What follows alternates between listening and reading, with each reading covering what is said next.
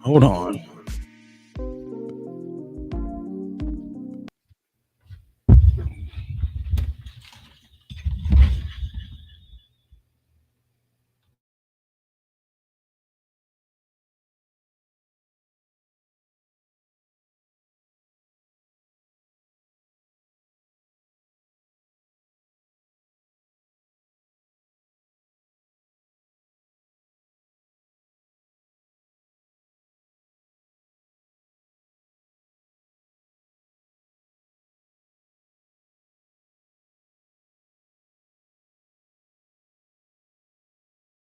All right.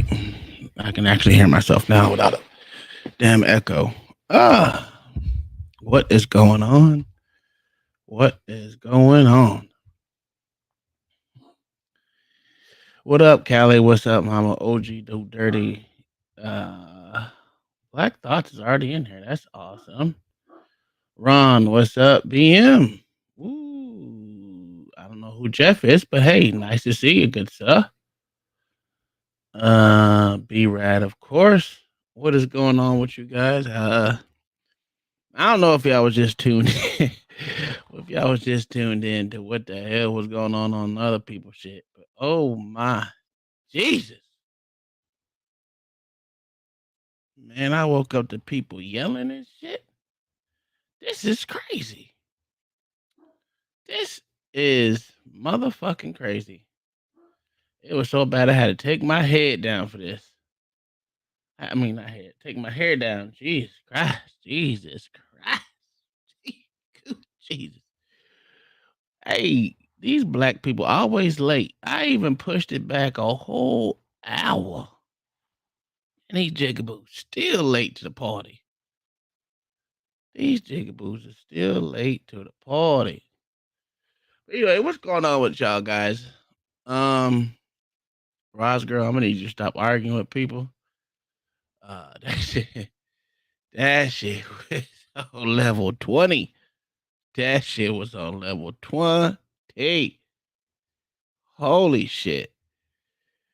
Uh, yeah, I need an excuse to take my hair down. It was up for a week, and I don't never leave my hair up that long. But I've been going to the gym, so I had to leave it up. Let's see. Oh, that's old. Yeah, it was you we. I don't even know what the hell happened. I just know it was a lot of screaming. Oh, there go Jigaboo Jones. What's going on, good sir? Hello, young man. How are you? Uh, at least we wasn't late. Gosh, I don't know what the rest of these niggas is Did wrong you with. did did you hear what Ti said in one of his songs? I'm too old to be the life of the party. Yeah, hey man, listen, that's the truth. I'm gonna tell you a real thing. Here's something real right here, right? If you've been to my house more than one time, you're no longer my motherfucking guest. Because I'm not gonna fucking entertain you. I'm not entertaining. I'm not an entertainer as far as in my house. That shit's insane. But man, oh man. Uh did you enjoy the show? Good sir. You know what? Only hold on 1 second. Sorry. Yeah, yeah, I know. Oh man. These damn jigaboos, man. All right, so of course today we're gonna have a conversation over things and topics that are important to us, either US related, worldwide related, or socially related to that not related, socially, uh, society related. Um, have a conversation of things that's going on within our atmosphere, our hemisphere, I guess if you want to go there. We don't technically go around the globe on things, but I will like to stay in America for the most of our conversation, which we really pretty much do for the most part, because most of us don't really care what goes on around the actual world because it's not concerning of us too much if it hasn't affected us here at the house. But I will say this, man. Everything that's going on these YouTube streets these last 2-3 weeks has been cray cray. Yo, I'm so glad I'm not into the drama like these jigaboos, man. What is I listen, I said it oh, I don't know if it was yesterday, but I said it before. These YouTube streets motherfuckers gonna have to pull sides. They're gonna have to pick a side. This is getting crazy. This is getting crazy. I don't even know what the hell that was, but there's a lot of badings in my ear. Oh my goodness. What the fuck is going on with my computer, bro? It don't even matter. Oh, there it goes. There it goes. There it is. All right. Uh, where the hell? What's up, D'Souza? B Rad. I'm with the Porch for sure. For sure. For sure, B Rad. Listen, the good thing about us is we ain't getting to that fuckery. Listen, we stay clear of the fuckery now. Like I don't know why. I am not getting involved in that shit. That's too much yelling. That's too much screaming over shit that I don't give two shits about, man. I don't give two shits about that shit. That shit cray cray. But it is what it is. It is what it is. All right, so I wanted to go over some things that has been talked about in these, not just in the YouTube streets, but in the media. Period. Right? You really haven't heard them talk about the 37 who die at a migrant holding center on the U.S. border. I don't even know what city it was in, whether it was in Texas or whether it was in California. What part of the border it was? That's not crazy. That's how much it's not being talked about. And they give these 1 minute, 2 minute spots to it, 3 minutes. I think the most I've seen is probably about 3 minutes of them talking. Oh, my fat. I'm sorry. 38 die in immigration center, which is crazy to me. How it's not getting that much attention. What's up, Kingdom Minded? How are you doing? Like I said, no one's really talking about it, which I thought that would have been the most thing. Like, not a Democrat, not a Republican. Oh, sorry. Well, 40 died now. So, Jesus Christ. And this fire happened on Monday, right? Well, Monday night, so into Tuesday at a government-run immigrant detention center. Oh, this was in northern Mexico. Oh, well, it wasn't on our border, so But yeah, what up, Conshonry? Uh, it was in Mexico, but still on the border of U.S. So it's probably in North Texas, most likely. Uh, I'm not Mexican, so I can't say that word. So, but this shit is crazy. Oh no, is that? Let me look. Let's get into this. All right.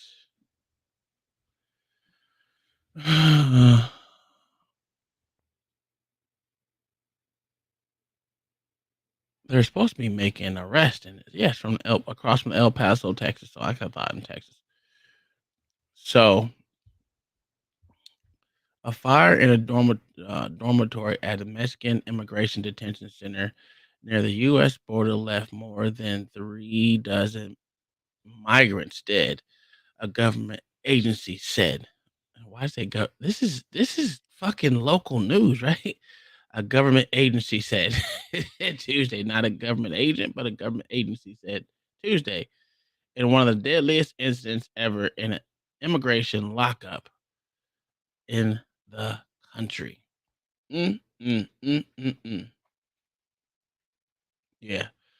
Hours after the fire broke out late Monday, rows of bodies were laid out under shimmery silver sheets outside the facility in Ciudad Juarez, across from El Paso, Texas. Ambulance, firefighters, and vans from the morgue swarmed the scene. 39 people died and 29 were injured. So there still could be people still could die. Most people die from fire related injuries. Most of them usually end up croaking and are delicate serious conditions. According to National Immigration Institute, there were 68 men from Central and South America held in the facility at the time of the fire, the agency said.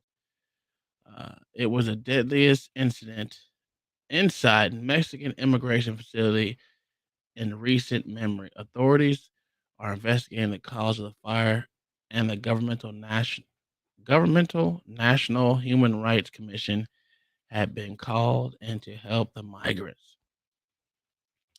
The agency said that the Jesus energetically rejects the actions that led to this tragedy without any further explanation of what those actions might have been. The country's immigration lockups have been protested and riots from time to time. What did you say?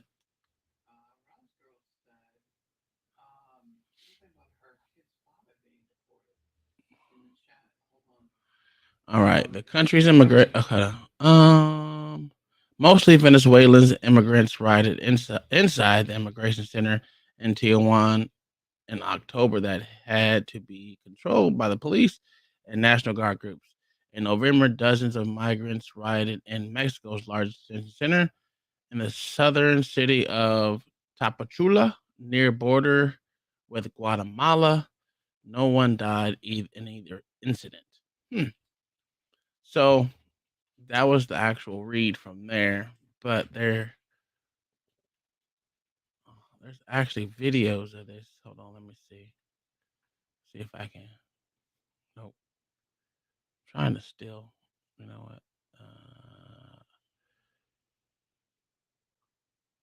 Which one is longer? Yeah, let's go with this one. Anguished screams of All right. desperation from a woman searching. All right. Stop it. Stop it. All right. Let me go. Let me bring up my screen. Oh, what the hell am I doing? Not that one. What am I doing? What am I doing? All right, here we go. Nope, that's not even brought up. Struggle streaming.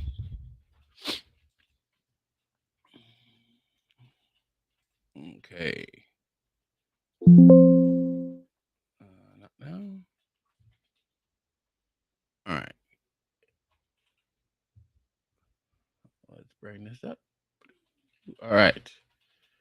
So, Anguished screams of desperation from a woman searching for her husband after a fire tore through a government-run migrant holding center in Ciudad Juarez, Mexico. do that. You can see the flames in the corner of the screen of this surveillance video obtained by Telemundo as the room begins to fill with smoke.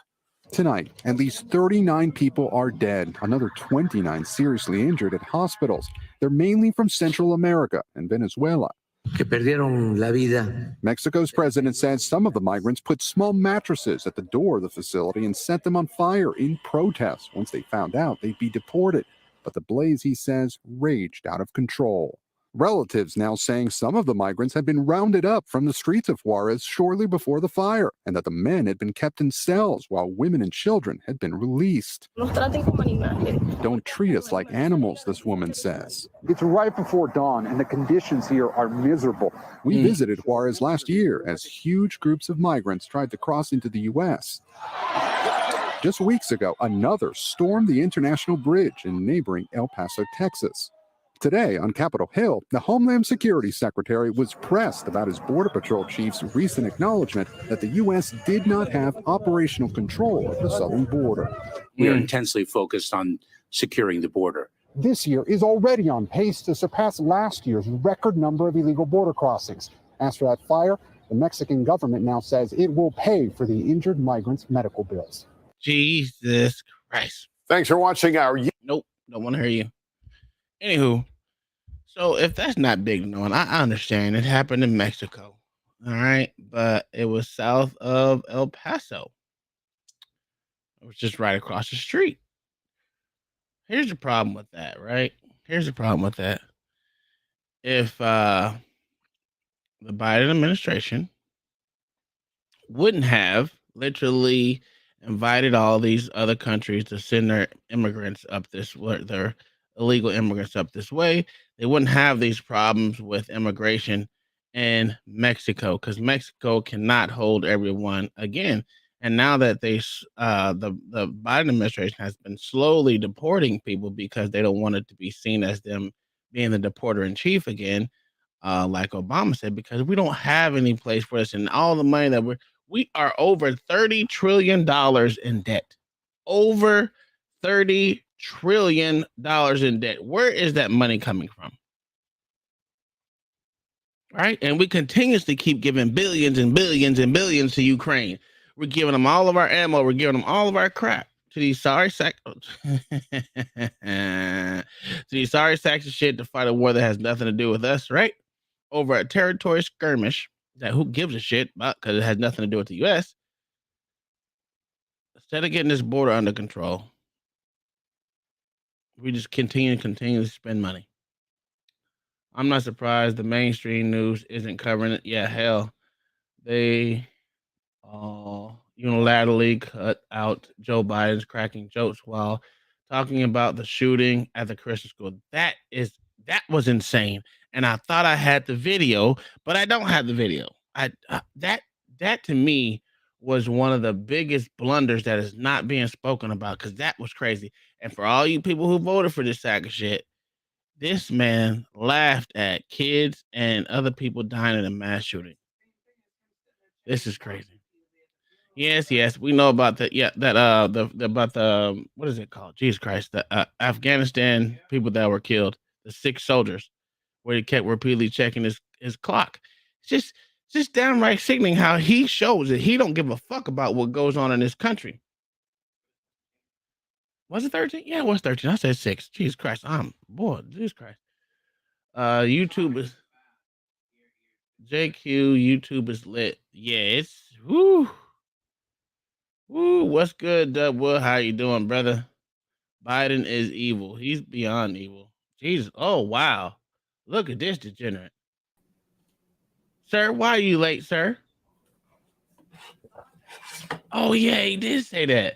We don't have no pictures in the background. Is this plain Jane? Yeah, I gotta get some pictures. This is Damn. I've been doing shit all day. I'm tired as hell. And streaming with Kylie. Yeah. Y'all doing the true climb shit, right? Yeah. I was listening. Oh, something in my eye. But no, this shit is crazy, bro. Yeah. What do you think about the 37 people who died in this immigrants in this 39? Oh, and now it's 40. I'm sorry, 40 people that died in this. So it's true. Yeah, it's true. But the thing about it is, they set the shit on fire on protest, and they Jesus, it makes no sense. Hold up, they did what? So they put their mattresses up against the cell, set the shit on fire. The people in the boat did this? Not in the boat, but in the detention center. Yes, in the boat. Yes, in the detention center. Why did I think they was in a boat? So they killed themselves. Sure. We can go with that. Yes, they set the shit on fire. In protest, I guess, that they were being held, they were rounded up, and they put. Let me play it again for you, jigaboos, who wasn't paying attention to what was being said. Oh, I wasn't here, so that's a different thing. What do you say? I wasn't here to see this nonsense. Oh, that's right. He wasn't. Just into CNN, disturbing new video showing detainees locked behind gates at a migrant center in Mexico as a deadly fire broke out. The blaze killed at least 40 people and was apparently started by migrants during a protest. CNN's Rafael Romo has our report. One by one, Mexican soldiers pull people out of the building. It quickly becomes tragically clear there's nothing they can do for some of them anymore. Mexican officials say more than 36 migrants, mainly from Central and South America, died at this detention center after a fire swept through the building late Monday.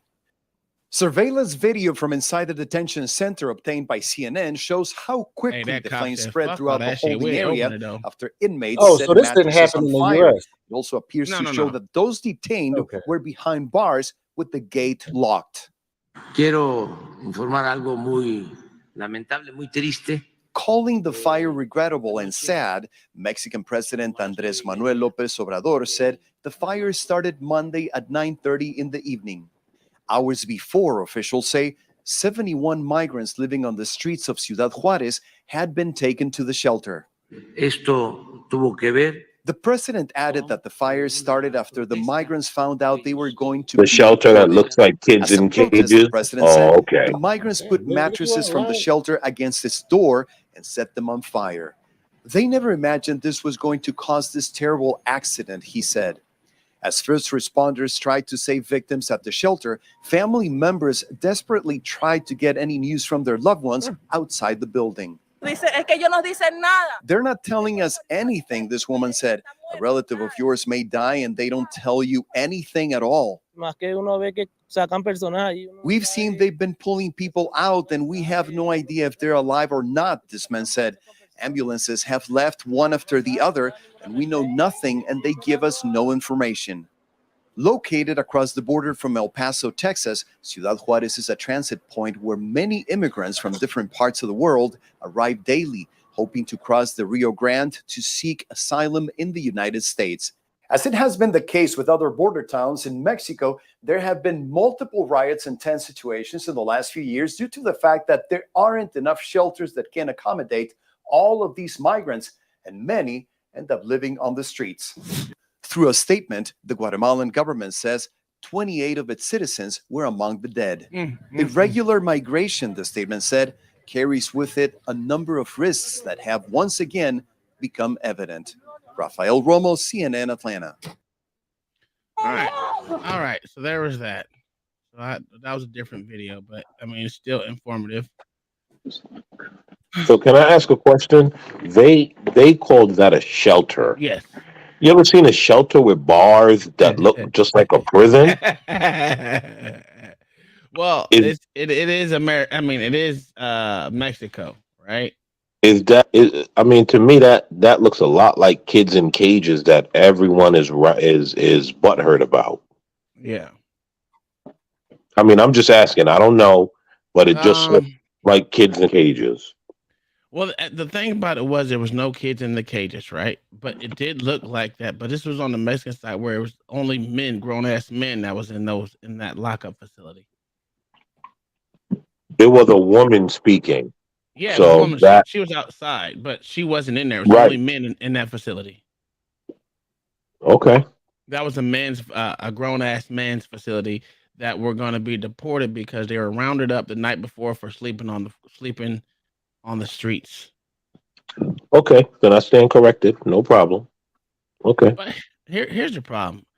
When you have a president that has created immigration problem for multiple countries, you have this problem where it was brought on by our president, right?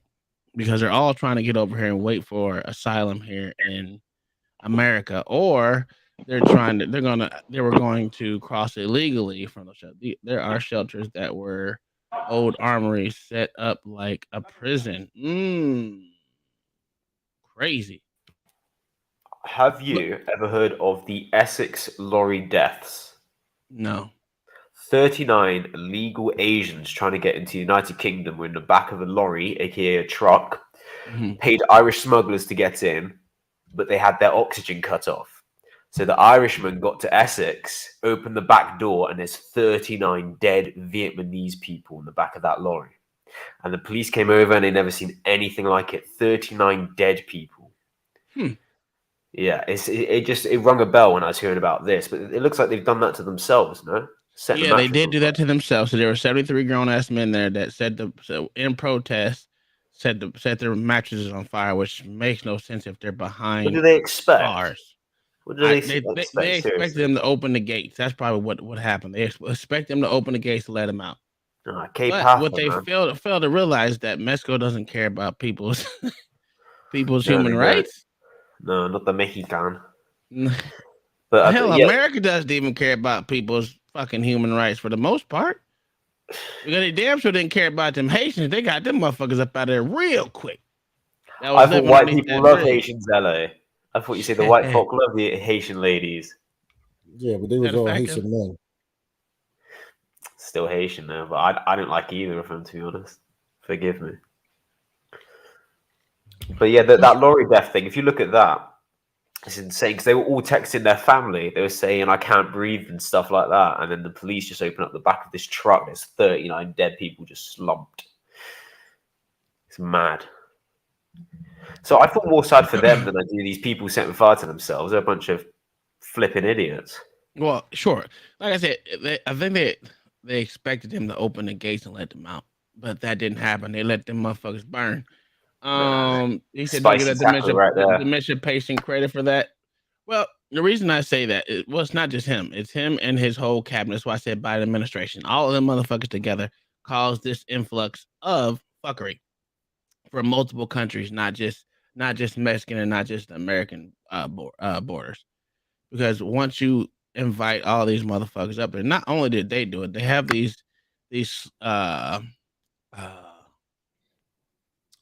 government adjacent damn let me be right back, sir. Sorry. All right. These government adjacent not companies, but groups that help fund these people getting from border to border to border to border crossing. You know more about that, Marcus. Come on, you Mexican. Let us know. Oh yeah. Well, I just wanted to make sure I let everybody else get their spot out. Thanks for having me. I appreciate it. Shout out to everybody. You were right though, Uncle Tom. There's a lot of shit that's been happening in these YouTube streets that I did not know or was trying to catch up on. And I was just like, who needs cable, right? Who needs streaming services when you got this, baby? To be honest with you, I need to cut my cable services because I haven't watched TV, regular TV, in probably 4 months. No joke. Hey, I'm gonna beat you to it. I cut off my cable like a year and a half ago, real quick. But like I said, hey man, I still have Xfinity because it's connected to my phone and internet. So that's my Wi-Fi. I have Xfinity, but I don't watch TV at all, bro. Yeah, YouTube is my TV. I feel like I'm on a white channel. This is like one of those white topics right here. You're talking about cable and saying on broadcasting. It's crazy. I haven't used any. Well, yeah, and just to answer your question, right? Because I ain't trying to long stroke it. I know everybody's here. Shout out to everybody on the panel. You good, brother? Do what you say. What you gotta say? So my history with Mexico, it's a bittersweet because I love the country. I've been there. I've lived there. I have family out there. My father, who I haven't seen in almost 6 years, he's in Michoacan. So Michoacan is ranked the second most dangerous state, the second most dangerous state in Mexico, and right behind either Juarez or at the moment Guadalajara is having a war out there because you have like the new generation cartels. Then you have some of the OGs, a few of the hanger-oners. I think one of the last ones left of the OGs is El Mayo. And then you have just a lot of political stuff, a lot of things where people are trying to seek asylum. The value of the peso is very low. It's to the point where for every $1 US, it's like 19 to 20 pesos. So yeah, you can be a minimum wage earner here and live like a king over there. And that's what some people do. Some Americans that have become either dual citizenships or they're not even dual citizens. They just work, they pay their tax, and they pay their car insurance and any other insurance they can crossing the border. Me, I have more experience with Tijuana and Mexicali, and I have experience with certain spots out there like Sonora, Ensenada, and so on and so forth. And the thing about Texas, it's a tough. It's kind of have it's a messed up, effed up history between Juarez, the state of Juarez, who was ranked one of the top 3, top 4 most dangerous places, not just in the country, in North America, but also globally. And because of hangings, public displays of execution, beheadings, decapitations, people being burned alive, torturings, public displays of torturings. We have the Zetas cartel, who was originally a special forces military trained by Uncle Sam themselves, took them and trained them in one of the Texas stations in one of the forts. I can't remember exactly which one, but they originally abandoned their posts. There was about 40 of them, and ended up becoming.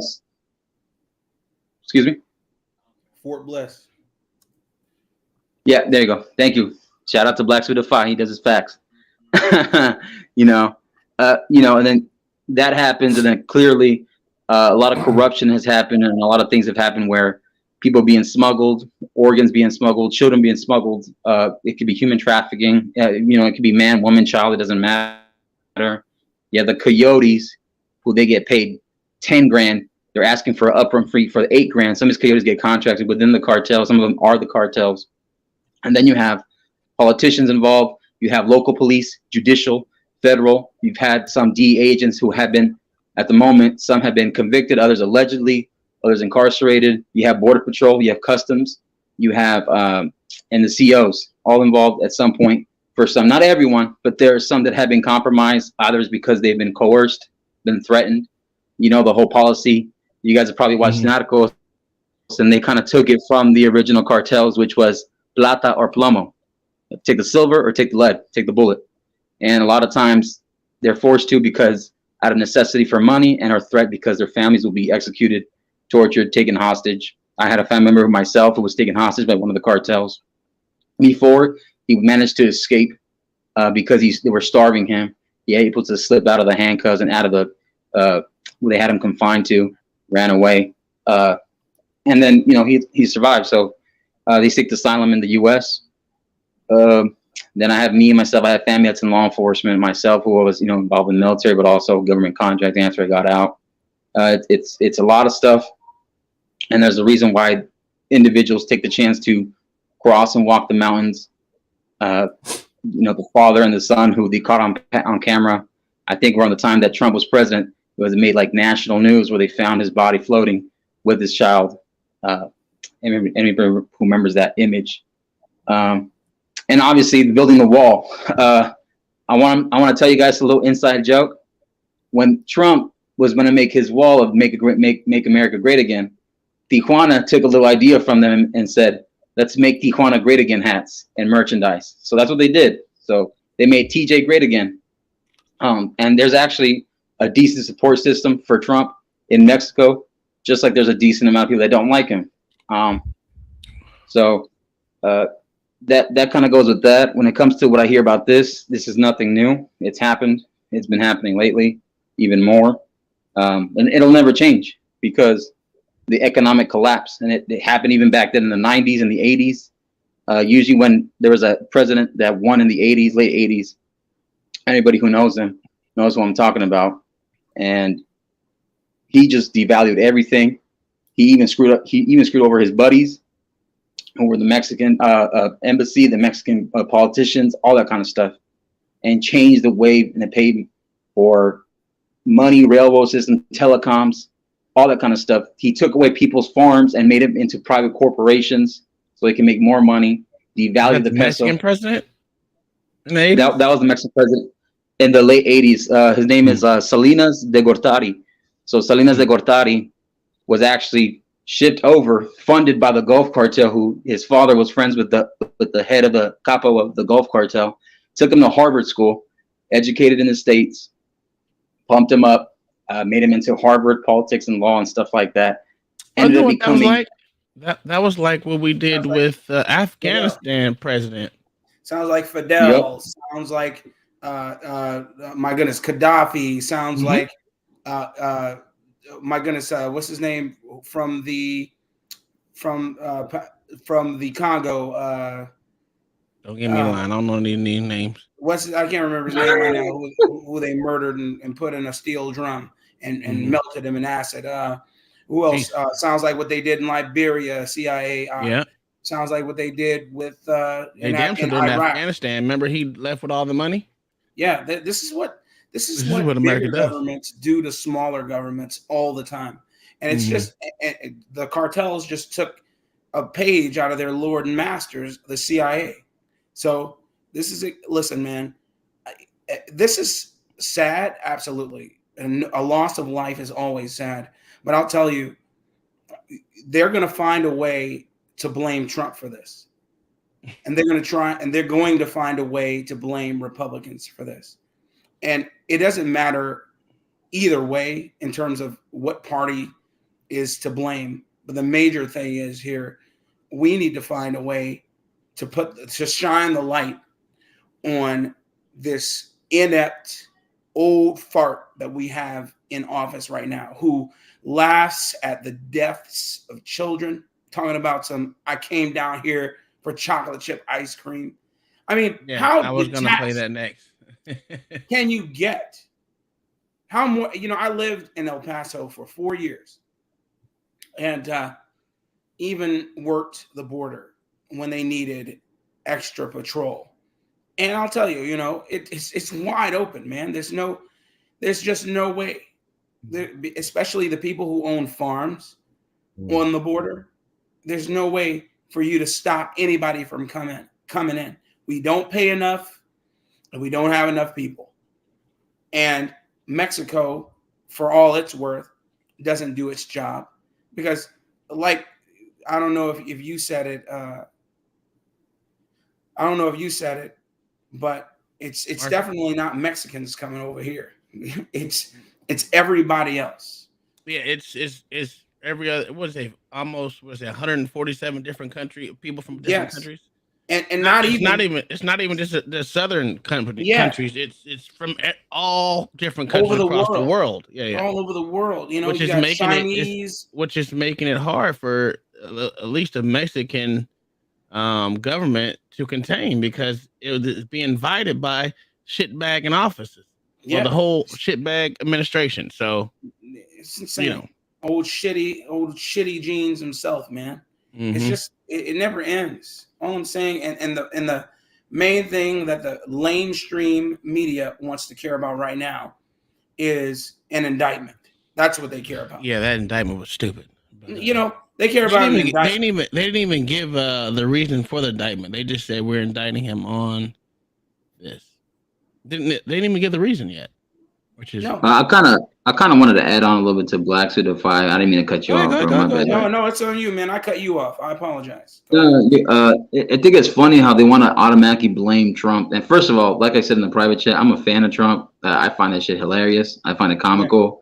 I say if he wins great, because if you want to do it by statistics and logic and stuff like that, the economy was actually robust and actually improving a lot when he was in. So I think it's funny how they want to give crap to a guy that was a TV reality star / businessman, all that kind of stuff. And he was able to rise up and help out with his administration, his cabinet, whoever was helping him raise up and help out the economy of the U.S. And but it was funny because everything that you're saying right now about how they wanted to blame the Republicans and Trump and stuff like that, it was funny how they kind of avoided all the previous presidents who were actually involved in putting a whole bunch of people in cages and stuff like that. And I'm not saying that everyone in that cage was innocent, because there was plenty of criminals too that come over from other countries to come over here so they can maybe funnel, transport, bring in certain illegal, alleged illegal stuff in here. The same way that Asian immigrants go into Mexico and they either put their money to put them into becoming scientists, chemists, put them in labs and stuff like that, or they end up becoming somehow part of their, illegal empire organization. So they do that with Middle Eastern and Asian people. It doesn't matter. And it's like, I'm glad you guys brought that point up, because it's not just Hispanic people. They just look at it just because they're coming from Mexico, they're going to automatically think it's Mexicans coming over.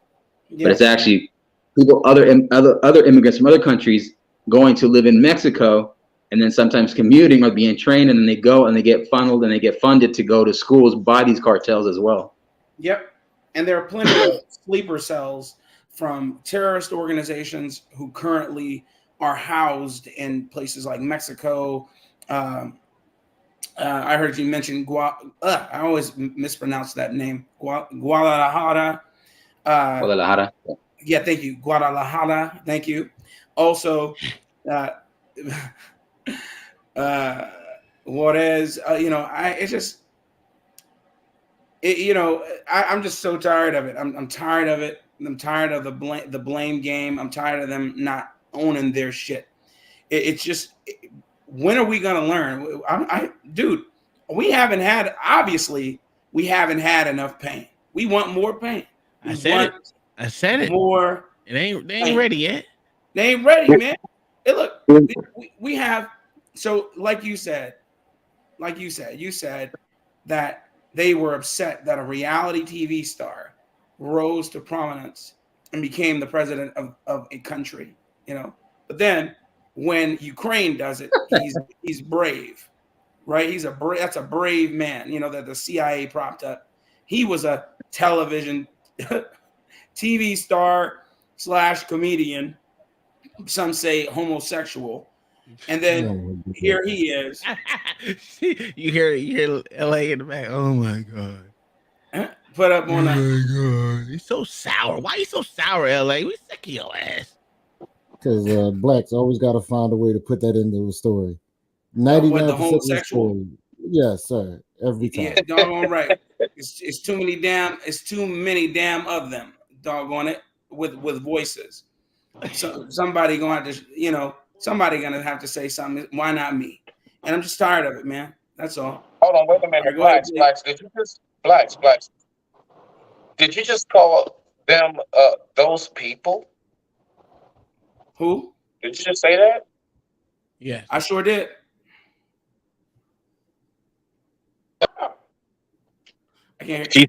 He's correct in saying those people. All right, go ahead, Black. Black Thoughts. I know you had something to say. Oh, and my man Black Thoughts always got something to say. He's correct in saying those people. All day. Here's the thing. They want to see what they're doing is they're using Donald Trump to cover up their malfeasance and their just annihilating this country. That's what they're doing.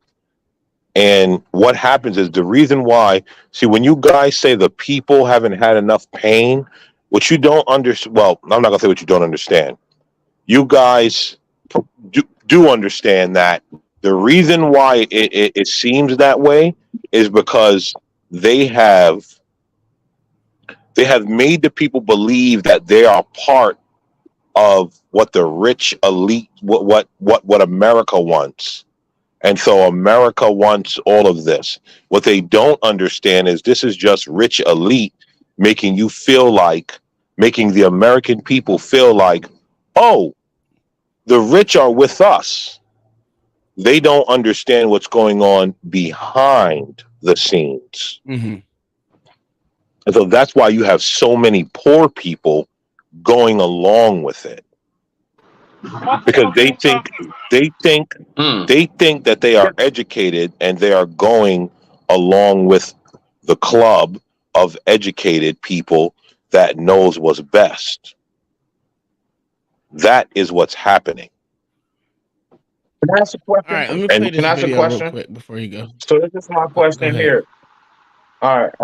Oh, okay. So real quick. All right. So me being, basically kind of independent at this point and trying to figure things out. My observation is this, and you guys tell me if I'm on this. All of this stuff like Trump, because I hear y'all talking about, because I've noticed that, like, I don't know, the Stormy thing or something, trying to get him locked up. Is this what I believe it to be? Is that the Democrats really don't have no formidable foe to go up against. They don't have nobody to really contest. Between DeSantis and Trump, they know they're going to get annihilated. And they know that Biden will not win again. And they really don't have nobody on that side. So is it what I'm seeing as far as they're just really doing any and everything they can do to scramble and try to call any kind of foul on the play, even when it's not? No, what you're seeing is them getting rid of their political opponents. People don't understand what that's going to do to America if that happens, because now they're setting a new precedent. Okay. And when they set that precedent, see, here's the thing, right? There will be a Republican president again. And they can, Americans can pretend like, no, we got to have Democratic presidents forever, but that's never going to be.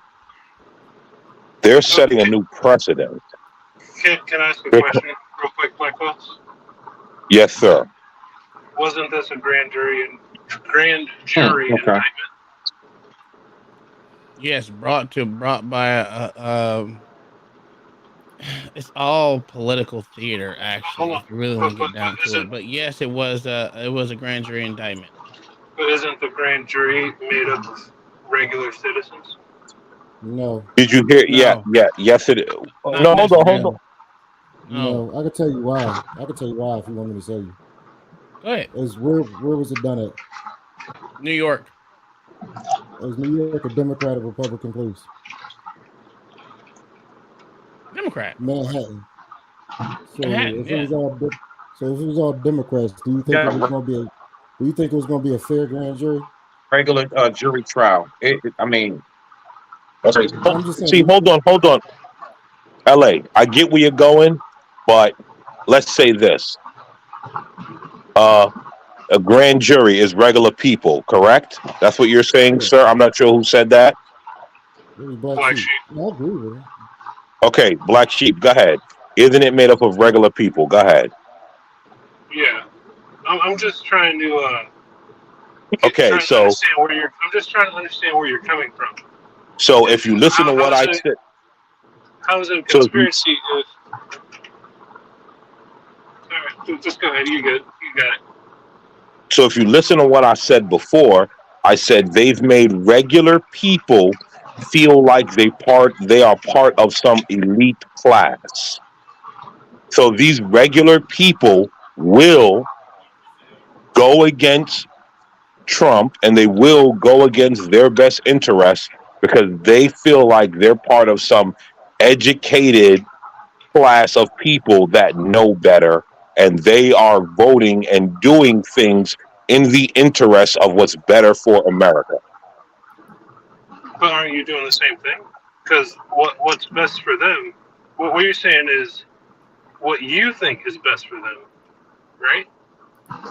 If they decide that the best thing for them is to not have a president like that, who are you to decide that they're wrong? Because it's a two-tier justice system. When this is the fucking problem behind it. And when people like y'all think like this, it's this two-tiered justice.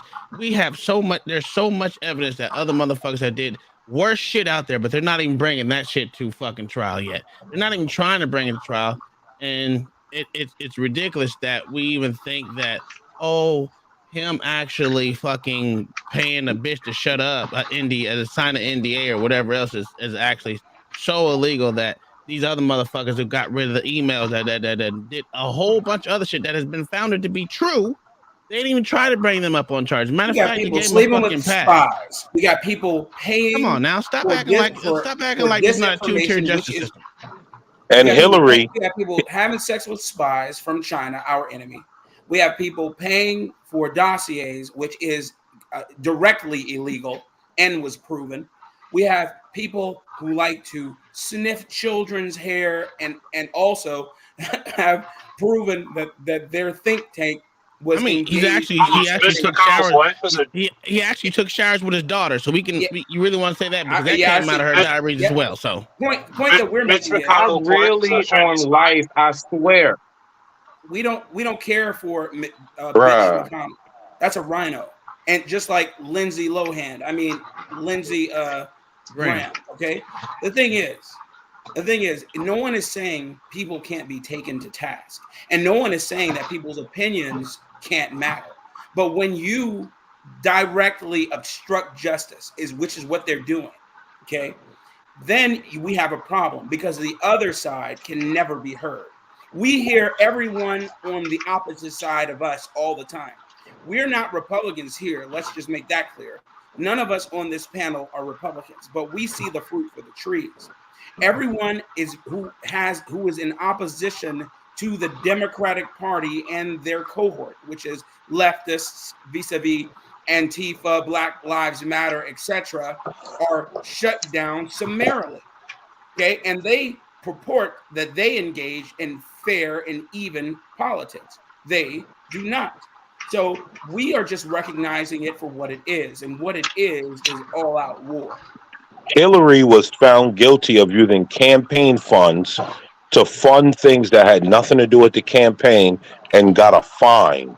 Yep. They're saying Donald Trump may have Listen to the difference in language. Yep. One was found guilty and got a fine, and one may have, hold on, let me finish, and one may have used campaign funds, but they are bringing him up on charges. Hold on. You said one. Do you see, hold on. Do you see a problem there? Do you see a problem? I just need some clarification. Sir, let me just real quick. Hold on, Smitty. Let them talk. Smitty, let them talk. Go ahead. Do you see a problem? Hold on. Let me just get some clarification, right? You said one did, which means there was a trial and a verdict set forth by a judge. Right. One was found guilty. One has not yet been tried by a judge. Right? Okay, but the point is they don't even have a case. They had a case and they brought her up. They don't have a case. So if he is found guilty, would you settle for him also receiving a fine? Yes. Then why are you mad? Receive a fine. Just looking. Well, why are you mad at them looking at because a grand jury. Wait, hold on. No, blacks. Hold on. Okay. What stupid question are you asking about? Why are you mad? Did I ever say I was mad? Now you're pushing a narrative. That is that no. You're pushing a narrative. You seem like, or is it you feel, or is it you feel like I'm this way or that way? Which one is it? I said it seems like you have your panties in a bunch. Hold on, Black Sheep. Let me step in here real quick, right? I want y'all to understand. Well, we have a GoFundMe link. If you want the link to assist us in paying for anger management for Black Thoughts, okay? No, I have tried to tell him about his tone. It's just very aggressive, right? At every turn. So it may seem like he's angry, but it's just that his abrasive and aggressive tone that we need to get him anger management. So Okay. Let me talk. Let me speak in a language in which the people feel. Comfortable. Now you put words in my mouth. I said seems like you have your panties in a bunch. I didn't say that. May I? Wait. And you feel right? Okay. Hold on. No. Hold on. So you saying it seems like, right? And that's how you feel. Yeah. You feel as if it seems like I have my panties in a bunch. Correct? Still a feeling. Yeah. You're right. Correct? It seems that way. Yeah. Okay. I don't care about your feelings. I want to talk about facts. Someone's breaking. That's God right there. That's God saving them. God saving you, bro.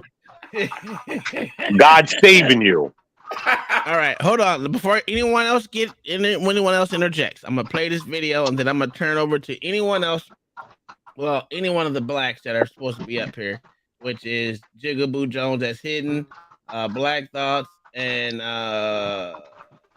Black Shootify, if they have anything to present, because I have presented my two things I wanted to say, and then I'm gonna go from there. Then they can go from there. But anyway, I'm gonna play this video, and then we can either talk about it or move to something else. But I see you illuminated. You want to have civil discourse about this. We just can't make it long. But here is the video. Oh shit! Son of a bitch! All right. Son of a bitch. Up there making some pretty bold predictions about how things will turn out. If he's elected, the stock market will turn out. If I became president, In Joe Biden's America, you and your family will never be safe. Rioters and criminals will be totally protected. you might remember some of the predictions. If Biden got in, you'd be paying $7, $8, $9. Then they say, get rid of your car. Another prediction. Going to destroy the oil industry. That is my favorite one, I must add. Your 401ks will go to hell. Before I took office, there was a lot of folks out See there. how quick that was? All right, now Illuminated, go ahead. What you got to say? Well, I'm finally got to participate in an intellectual discussion. Thank goodness. Shout out to the panel. To Black. I know that's not who I think it is. I know that's not who I think it is. what's going on? But to Black Thoughts, he is correct. You have and Uncle Tom said it too, and so did Black Defy. You have a two-tier justice system, and what he was, alluding to, and what he actually stated is factual. They use the pawns on the chessboard to forward an agenda. Once that agenda is completed, what happens to the pawns on the chessboard? They're disposed. So what they have done, and you have to give them credit for it, is they have systematically brainwashed, propagandized, and dumbed down America to the lowest common denominator. That's what they're done. That's in their playbook. And there's a book that I believe Double Brewski talked about that we all need to order. So when these type of discussions come on, because I'm ordering mine as soon as I get off this panel, that we can discuss. They have a playbook. They don't have any new chapters. They don't have any new verses. It's the same playbook. And to Black Thought's point, if you're not awake, not woke, if you're not awake, you're going to miss the very thing that they're doing. I mean, it's already been proven the DA's office in the Southern District of New York is corrupt. And you mean so Alvin? Huh? You mean Alvin?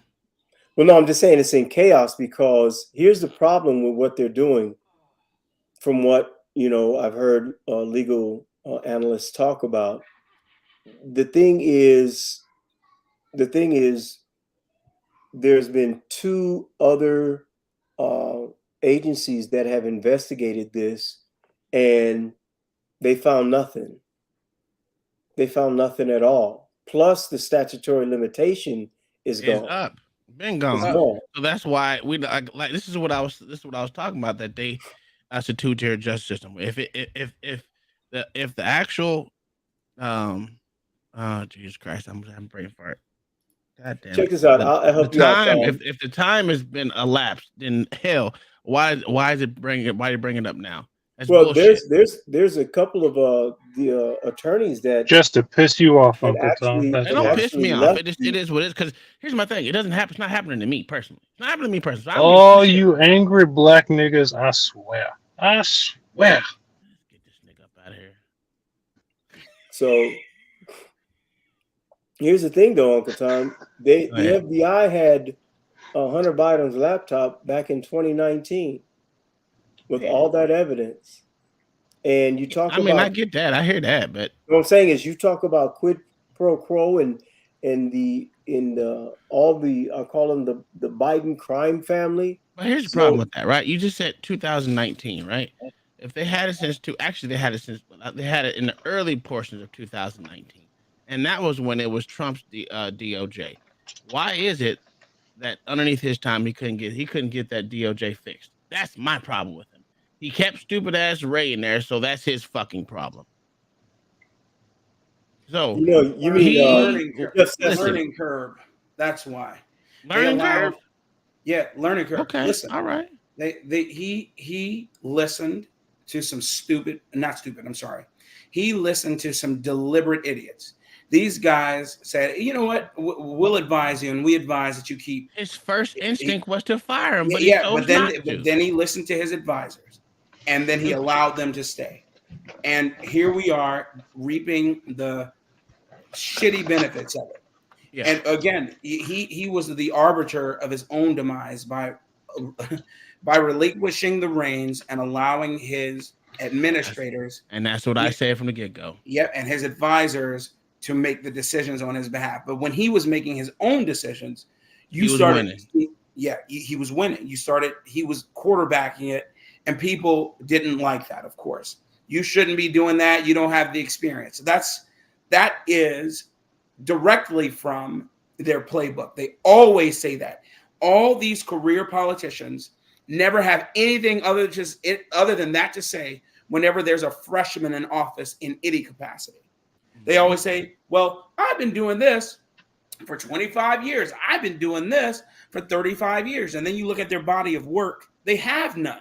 It's all losses. And if they have a win, it's all anecdotal. It's always we shall overcome. They got a photo op somewhere with Reverend Al Sharpton, Jesse Jackson, hand in hand, arm in arm, kneeling, I have a question wearing a for you, Black. That's their claim to fame, and they don't have anything other than that. Who do you think started on the so-called Republican side at the time? Who ask again? Who do you think started the establishment bullshit from the first time he got in office? Oh, bitch McConnell. No. Who started? Facts. Ron Paul. Paul Ryan. Okay, Paul Ryan definitely. It was Paul Ryan and Mitch McConnell. Look, bitch McConnell. I get what you played his part. Yeah. Oh yeah, for sure. But it all started. What I'm saying, it all started with one person. That person was Paul Ryan. Yes. Ron, whatever the fuck his name is, Paul Ryan. Paul Ryan. You had it right. You're right. You had it right, Paul Ryan. You're trying to say Rich Paul for a moment. And that's what my problem with it, right? Is that you have these establishment Republicans and establishment Democrats that are fucking failing us. There should not be no one in office that is over the age of 80. I don't even give a fuck about Trump. If Trump's over the age of 80, his shit. Listen, you were in old fucking. Listen, you should not be in office. Personally, all right, I feel like you're standing for AOC right now, Uncle Tom. I feel like. Listen. I already told you. I'm a dictator. I believe in dictatorship. So, if you really want to, it is what it is. These motherfuckers can't manage themselves out of wet. Man, get this liberal up out of here. If he can't have a serious conversation without trying to derail it on this liberal bullshit, he could be out of it. All right, Black Sheep? Talk your talk, but don't try to talk about, I feel like you're bringing up all these rappers and all of that. All right? Not tonight. Why you sound so emotional? I'm just trying to crack some jokes, have a good time. It's been a while. I missed you guys. We know. Beautiful, but we're having a conversation about something else. So that's not what we're doing right now. Wait until we have that stream, and then you're free to join. If you can't respect what the panel is doing, if you can't respect what the panel is talking about, then you can easily hit the X, and we'll see you next time. So no jokes, just serious talk. I feel you. And that was Black Thoughts, everyone. He's here every Sunday. No, but I really do think that for the most part that this two-tiered justice system it ain't like it's changed over years. It's been the same. Well, Establishment just continues to be establishment, and it's going to be that way for a long time until someone decides to end it. Here's the thing, though. Or until someone decides to take up arms and then end it that way. Here's the point. What they're doing now is they're ratcheting it up. You know, as they say in those YouTube streets, they turn it up, and they're not playing. And they do not care. They do not. It's just wide open. And it used to be you would hear about it some years later down the road, but now, because of the information age and the access that we have, that's what the censorship is all about. Because now their playbook is so worn out to where, hey, they're going to do an end around, flea flicker, and they're going to try to go deep. Got it. You know, so most of that stuff is just there. But one thing we do have to admit, this is global. I mean, there's some stuff that I posted on my Telegram channel, Blacks Defy. You really, really, really need to get that. Yeah. Because I'm not even going to mention it on Uncle Tom's show, but you really need to go over there and take a look at some of those posts. Oh, I will. I take a look at all of them. Actually, I saw a couple you sent. I haven't had an opportunity to see the ones today, but I'll take a look. So, okay, talking about that, I have one quick interlude that I want to bring into. I have another video, real quick. Shouldn't be that damn long. It's probably like 30 seconds or 40 seconds, some shit like that. Okay, so you don't have to see the video. Just listen to what they're saying. I want to, because you said it was global. I want to hear your thoughts on this. Not just yours, but the whole panel. Oh, I like Josh Phillips. I subscribe to him. He's good. Yeah. Oh shit! You stupid motherfucker.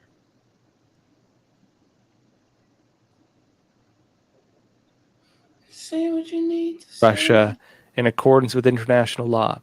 And they're having meetings with other countries. They're solidifying relationships throughout Latin America. They're solidifying relationships throughout Africa. They brought them together and they're talking about creating now what they call the multipolar world order. The multipolar world order is the alternative to the US-led international order, which they call the unipolar world order. That means multiple powers that control the world. What you see now is that radical world order, the communist systems of the world, now becoming the de facto world leaders, at least they're claiming. And they're uniting the different world leaders under the same worldview, the world socialist revolution, essentially. You're witnessing a change in the way the world is run. What do you think about that? He's right. He's absolutely right. Things are happening, and see, I'm going to say this. Let's not think that America isn't involved. Okay, that's why they're keeping us enamored in a bunch of bullshit, like, oh, who's a woman and who's not a man, and all this stupid crap. Yep. That's why they are keeping us enamored with, oh, I'm black and I'm white. Because guess what?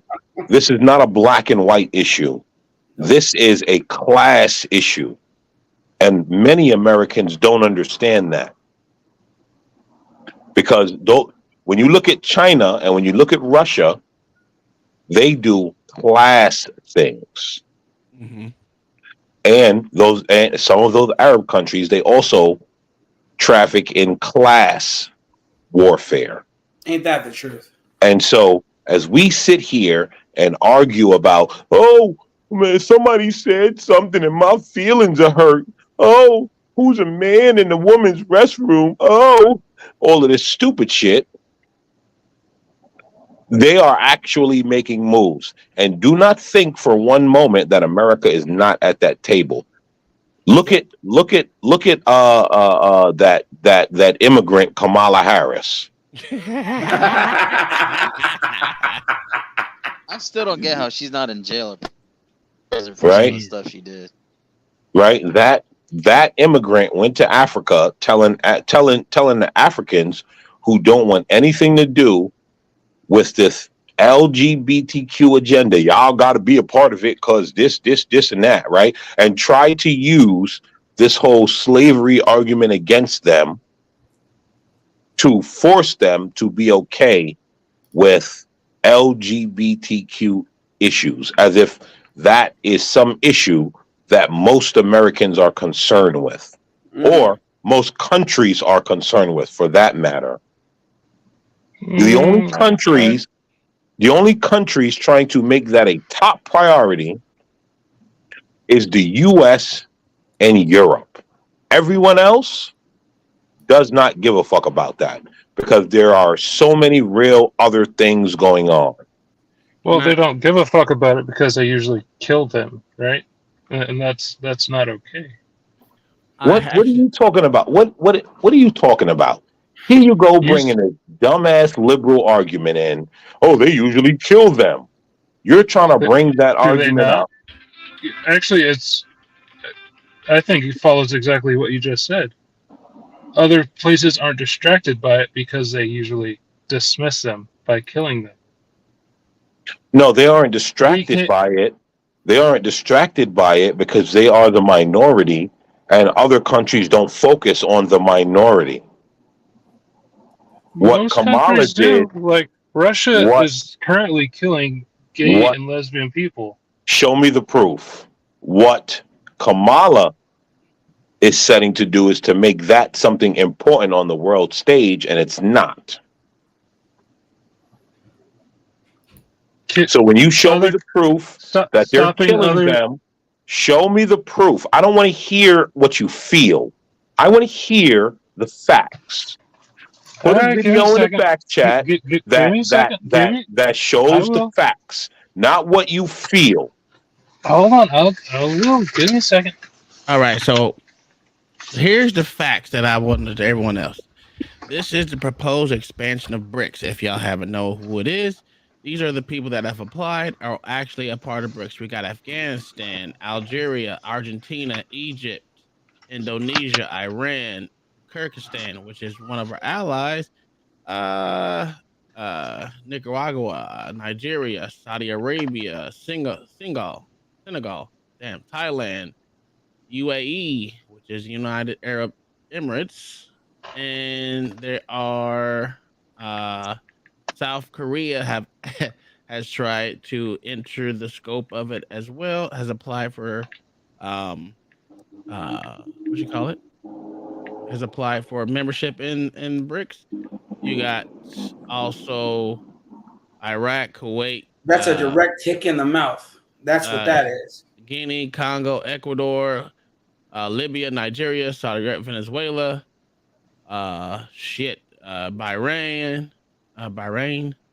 Sudan, Syria, Tunisia, and Yemen. America should pull South Korea's funding right the fuck now. Lebanon, Libya, Morocco, Oman, Palestine, Qatar. These are all these countries that have applied for literally membership to BRICS. So if you think they're lying about things changing, that's crazy. That's a hell of a long list, and that then a slow ass NATO with you know what I'm saying? Non-obscure countries. These countries aren't blips on the Richter scale. Yes. These countries are countries that we have either gone to war with, helped to rebuild, or has some sort of export that the world uses currently. These people, and I'm dealing with AOC.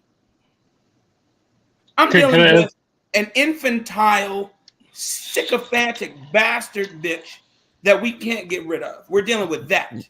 We're caring about what this heifer says. And can I answer Black Thought's questions after you? Before you do, let me finish. We're worried about what that thing says. We're worried about this. We're worried about a president who can't remember which hole he pisses out of.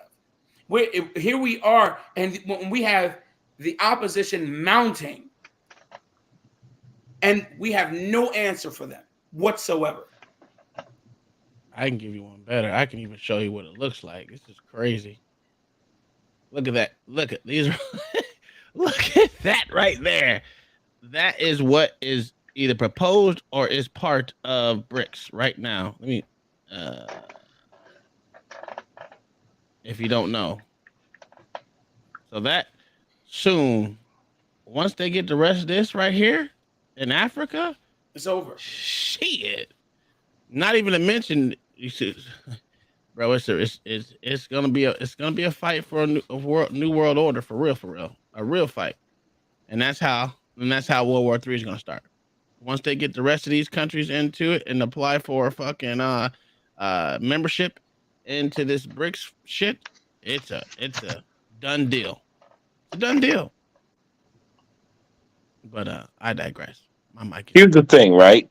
Politics is our wheelhouse. That is that is one of the greatest things that has brought me, Uncle Tom, and Blacks Who Defy together. Politics is our wheelhouse. This is the thing that in which we were built upon. Politics. Yeah. And so we're getting to the politics at this point. And look, hey guys, I wanted to bring in the review of the last John McWhorter and Glenn Lowry video that I posted in the chat last week. Yeah. That's something that I actually wanted to review because John McWhorter, a Democrat, is spot on everything that he says. Mm-hmm. Black Sheep, if you whatever you wanted to Oh respond yeah. to, go ahead. But I'm getting it right now. Black Thoughts. you said that Russia wasn't killing LGBTQ people. Uh, Human Rights Watch confirms it. The Intercept, Amnesty International, the Council for Global Equality, Reuters magazine also confirms it. Reuters. Okay. Well, I don't think me personally, I wouldn't. You know, there's human rights issues in other countries that are actually they kill whoever the fuck they want to kill, and they don't give a two shits. It doesn't matter because you know who else kills? You know who else kills other people? LGBT. Let's go to Afghanistan. Let's go to Iraq, Pakistan, all these UAE countries, and every damn other thing. They don't do that gay shit. Not to mention, like now it's illegal, literally, in parts of Africa, in Ghana. Is it Ghana? Yeah, it's Ghana who just made it officially illegal to even think about being gay.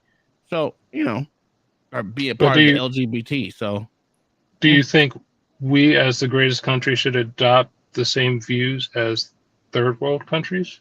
Here's the Just by exterminating other people who don't conform to the way we live? I just said in Ghana they're actually making it illegal. I didn't say they had to exterminate them. Listen, there's a cost to being. But again, do I care? No, because what it's doing is hurting our population right now. And if you don't know, the way to stay on top of something is to actually have a good rotating population. And if our population right now is most of the people killing their babies, it's not a good thing. And then you throw in the top of fact that these people are fantasizing or fetishizing being a part of a group that cannot progress the country even further. Yes, I think it should be illegal. Well, Black Thoughts excuse me, Blacks with the Five. Before you go, I would just like to enter a small caveat. Yes, sir. When you look at the American numbers on who's killing LGBT, you know who's doing that? LGBT. There you go. But guess what? We're not allowed to talk about that. That's the part we have to ignore for diversity, equity, and inclusion. So when people come up and act like, oh, but it's this and it's that, let us talk about LGBTQ on LGBTQ violence, because I think that's important if we are going to care about these lives. I agree. We probably should talk about that.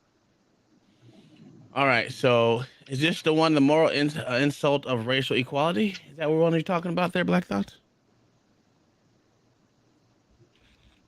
Yes, sir. That's the one.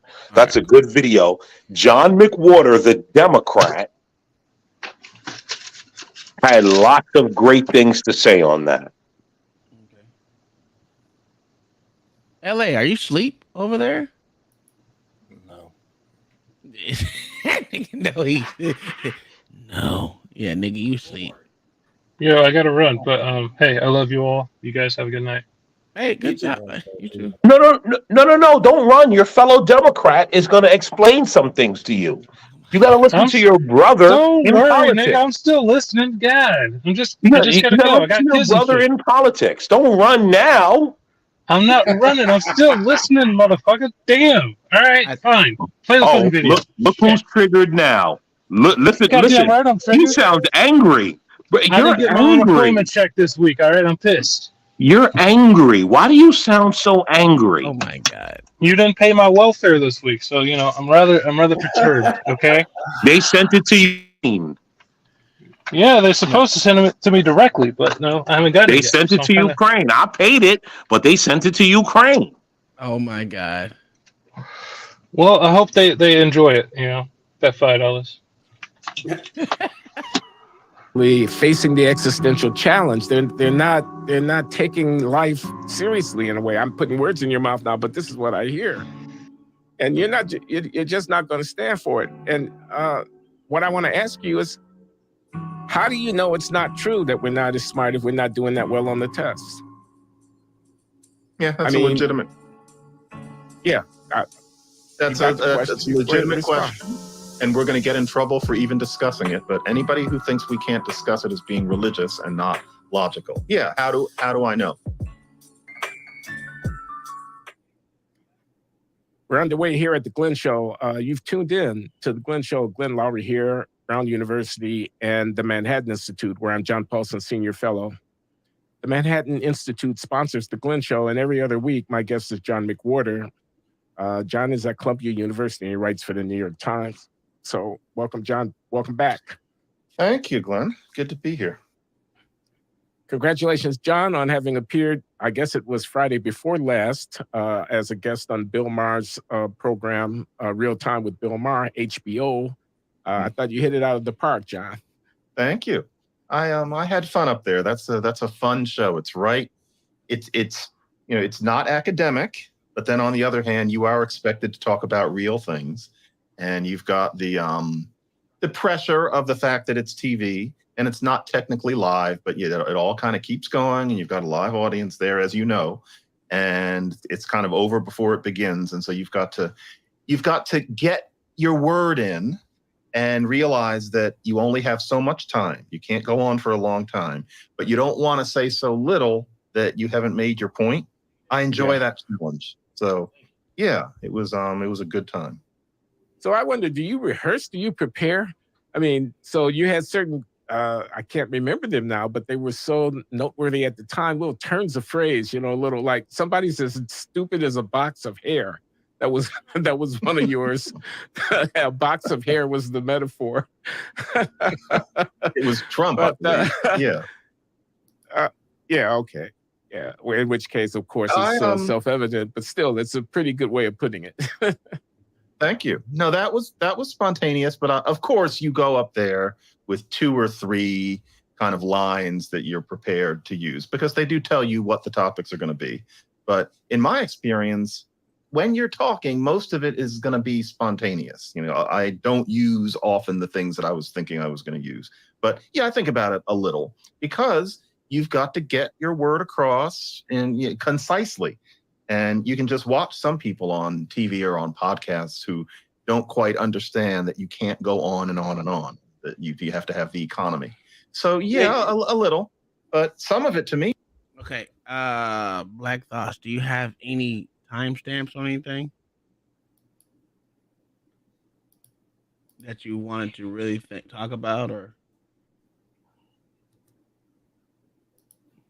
sir, are you there? Black Suitify, what the hell are you doing? I'm filling out another equip for another What the fuck is that? Clearances, man. Oh, okay. Black folks probably eating again. Hey, look, regardless of Sir, are you fat shaming me? I told you he was eating. I told you he was eating. I'm actually not eating, but I still want to ask that. Are you fat shaming me, sir? You know damn well that Negro ain't got no time stamps. That will require him to be able to tell time.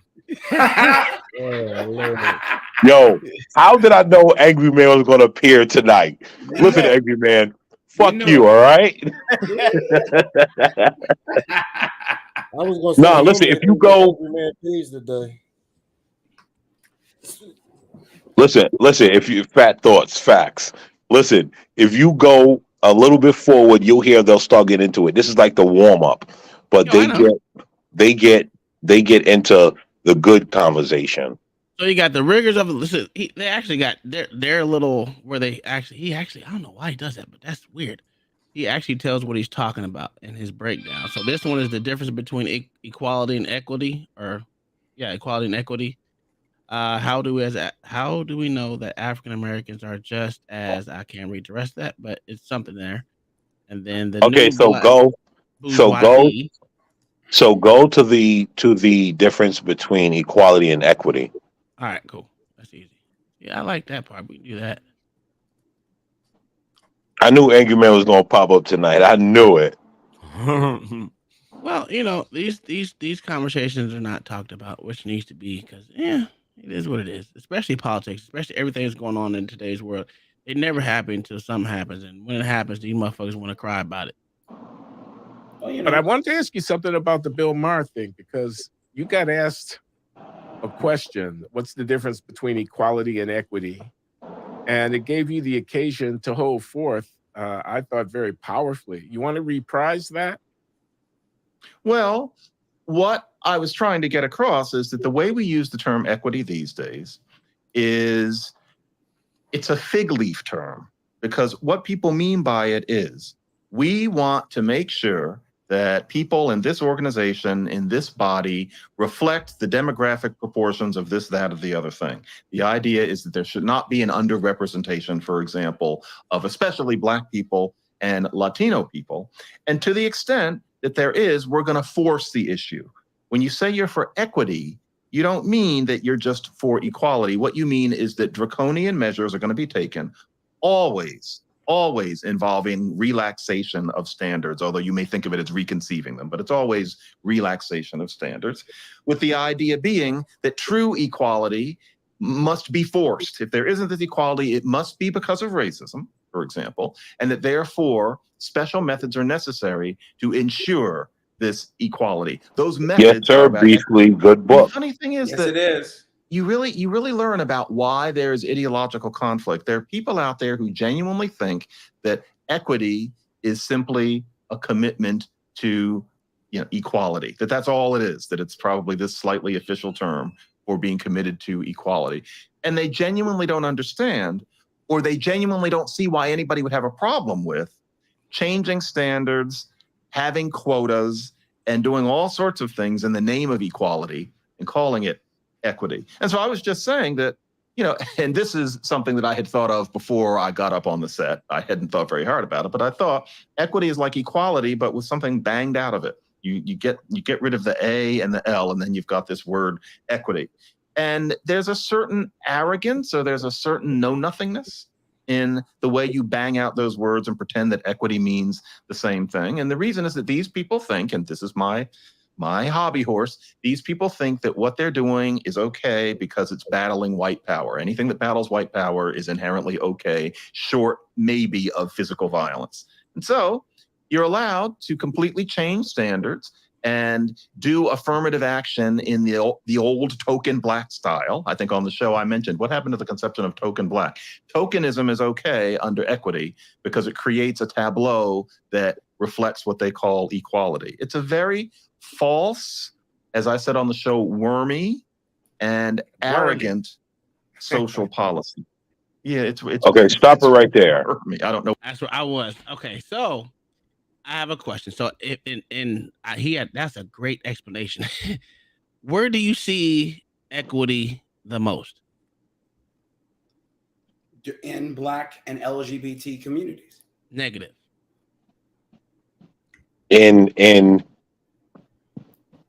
So where do you see equity the most? If we're gonna be honest, right? Mm-hmm. And we're talking about programs like the NAACP and there's one other what's the program that we're looking to abolish now? What is the name of that program? Man, it eludes me.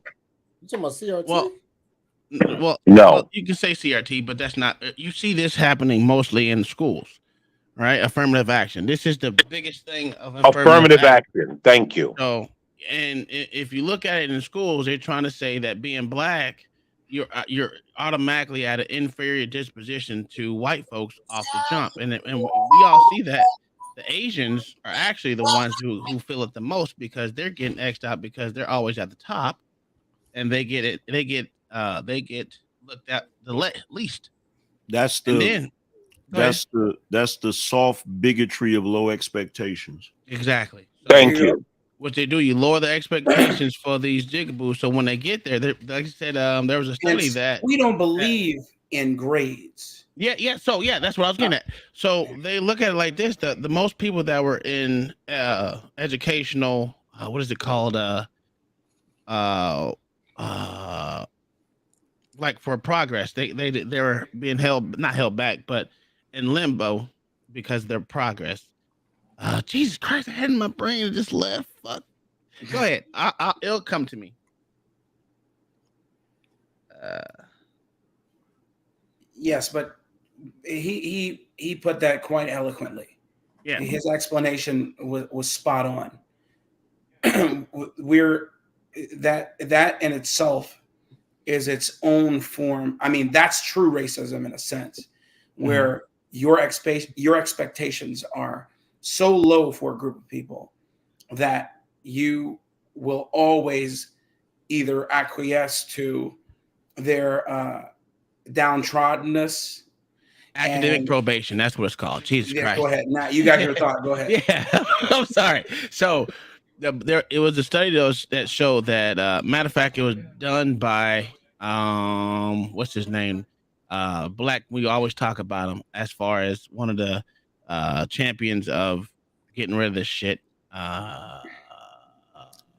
Anyway, it was a study done by him because he was at Cornell.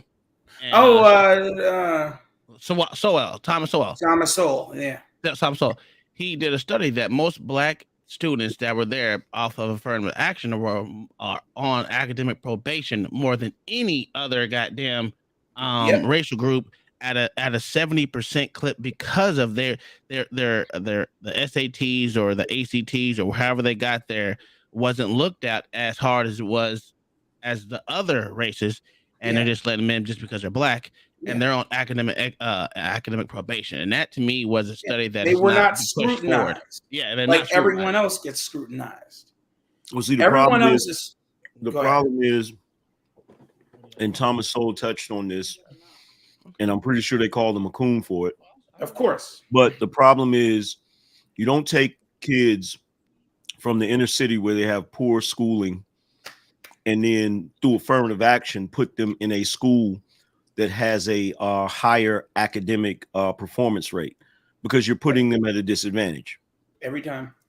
Instead of that, what you should be doing is you should be improving those schools from those inner cities so that they can perform, instead of trying to shoehorn them into a higher performing school, because they're going to end up failing or flunking out.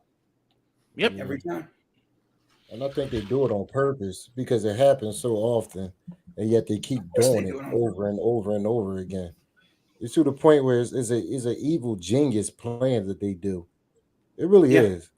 It really is. It's an evil genius, man. Or what they do is they let a bunch of these niggers in them damn schools to the point where, I mean, no, I'm serious. Like if you ever notice, it might be a black school that they have some type of test system that for and just to keep the riffraff out. But then the black parents will start complaining because we had it up here in Philly. We had School of the Future. It was a Bill Gates school, beautiful. Oh my God, it was a beautiful school, and it was only for kids that wanted to learn. But once again, they let them niggers up there fuck it up. The parents of the kids who didn't want to learn, they started bitching, and they started letting all the kids in there now. But LA, hold on, I got an issue with what you just said. Y'all actually had something beautiful in Philly? That's a fact. I refuse to believe it, sir. So I'm gonna let that slide.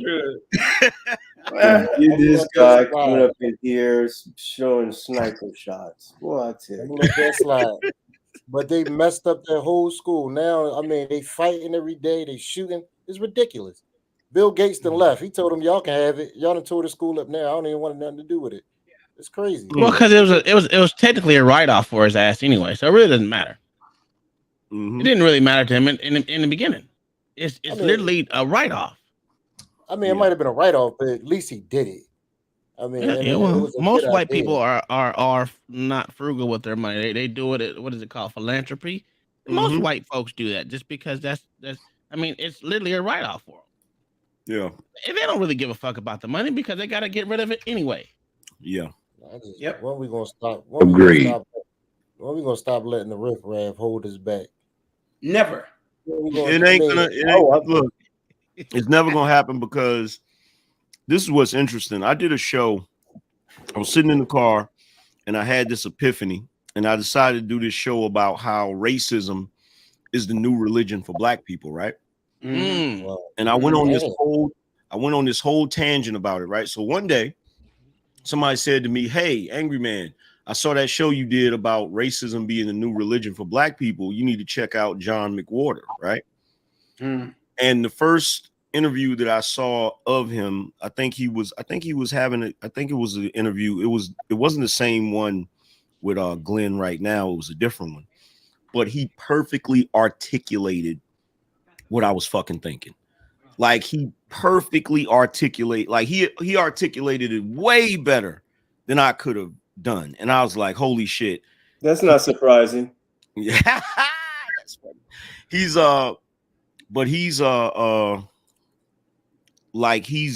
spot on when it comes to how black people are basically how racism or the way black people react or use racism is a detriment to us. Like he's spot on about that shit.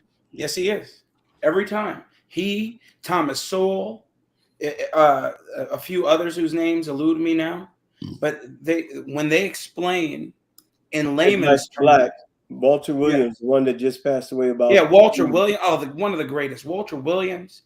You know, he doesn't get speaked about a lot, but no, not anymore. He was just starting to resurface.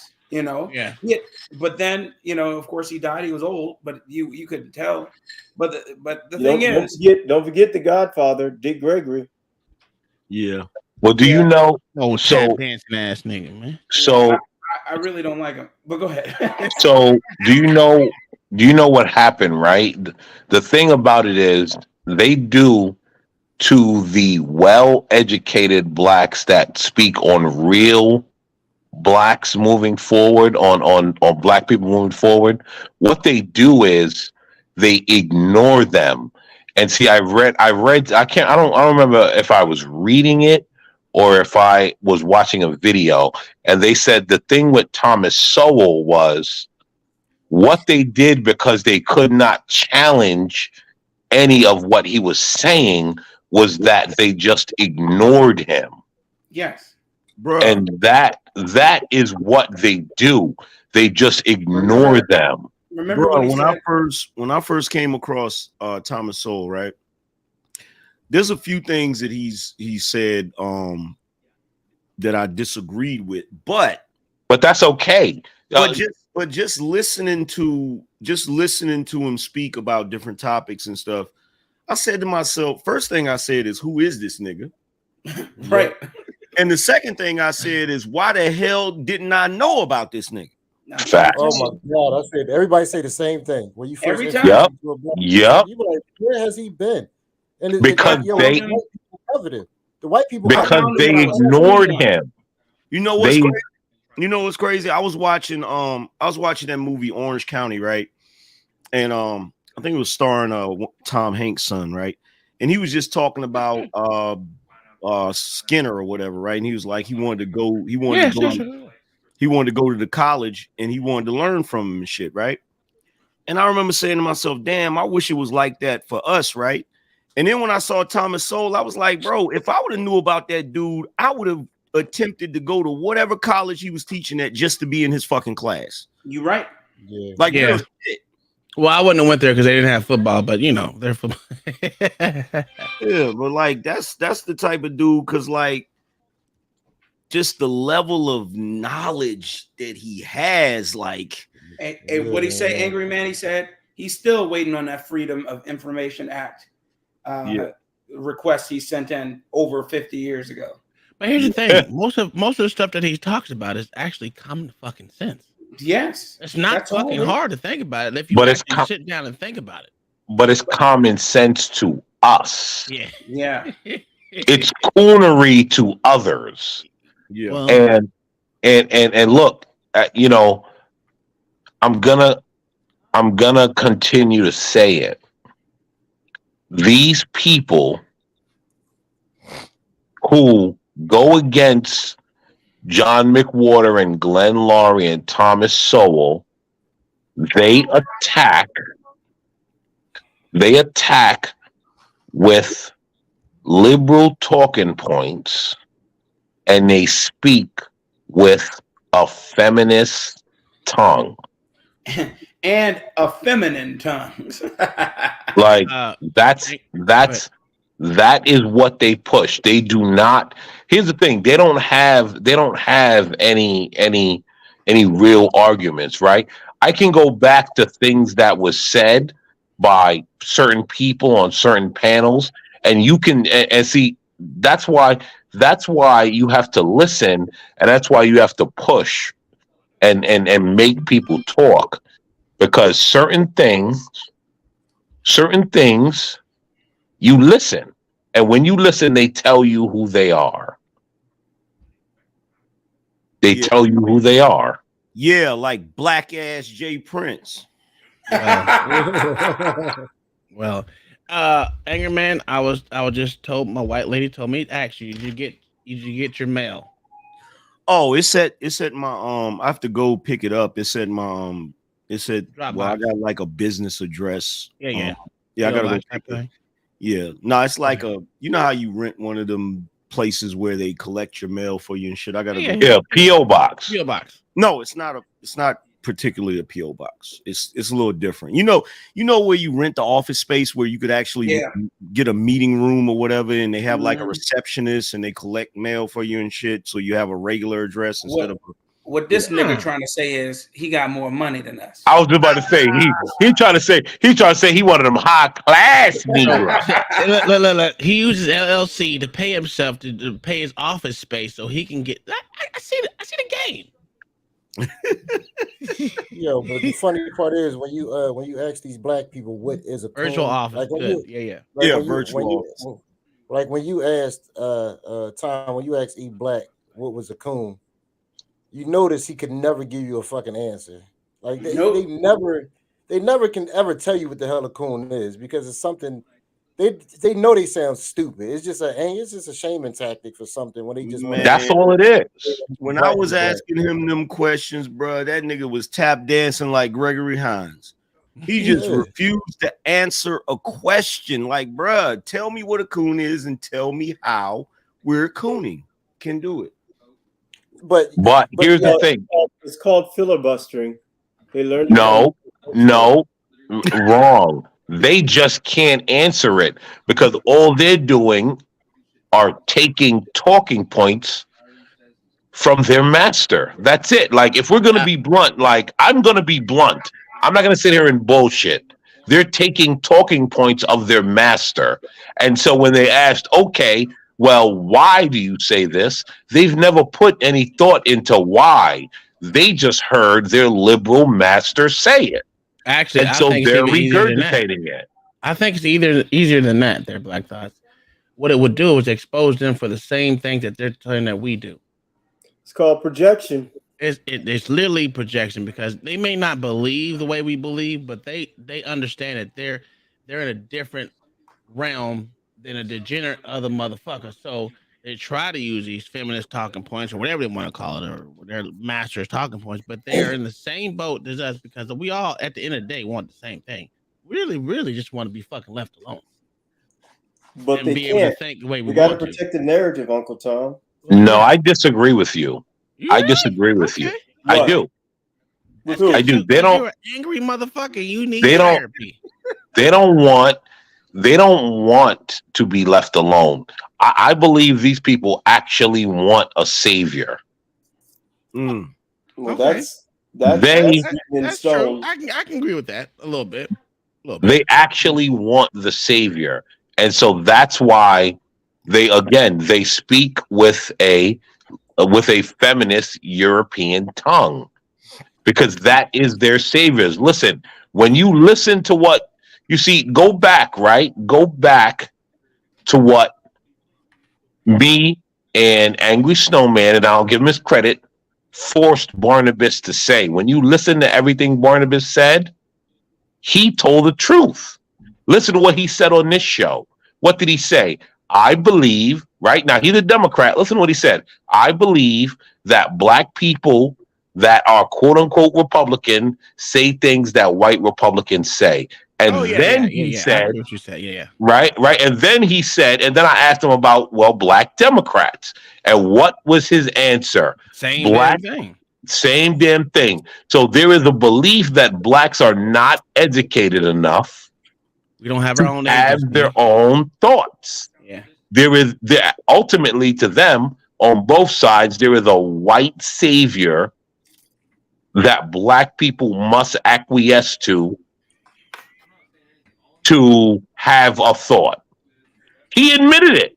Yeah. I didn't say it. He admitted that. Well, but I don't think anyone caught that. Well, I'm not going to say anyone. It always comes back to the same thing, right? The way these people think, they think that white folks are inferior to, white folks are above black folks, and we're always going to be in an inferior position no matter how you look at it. And that's what these motherfucking Democrats think, or leftists think, or whatever. Damn, Wrestler, took you forever and a day to bring your ass up here. I'm waiting on BC Nerd slow ass to get his ass up here. Oh shit, my bad. But can we go back to the video, because there was more. I wasn't done with the video. I wasn't done with the video. I was just bringing it back where you can see. What's up, Rose? What's up, Resla? Resla, what's up, dude? You're muted, bro. Muted. On your side. Sorry, I was on a call and then it just took me a Wait, while. hold on. Here is a good example of a lost Negro.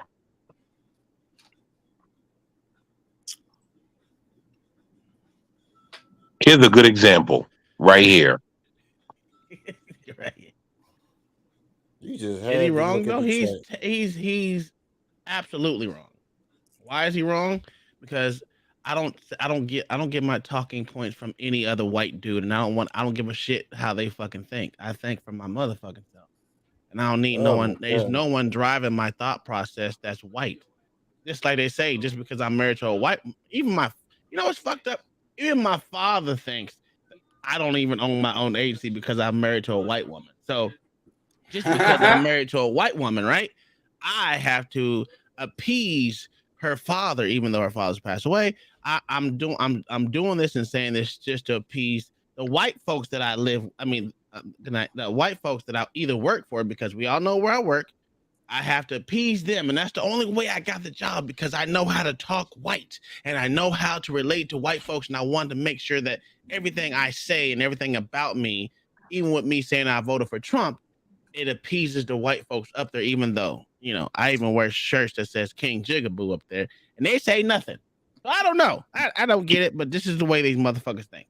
It's ridiculous that we say that. It's ridiculous that we say talking white when we're just talking smart. There you go.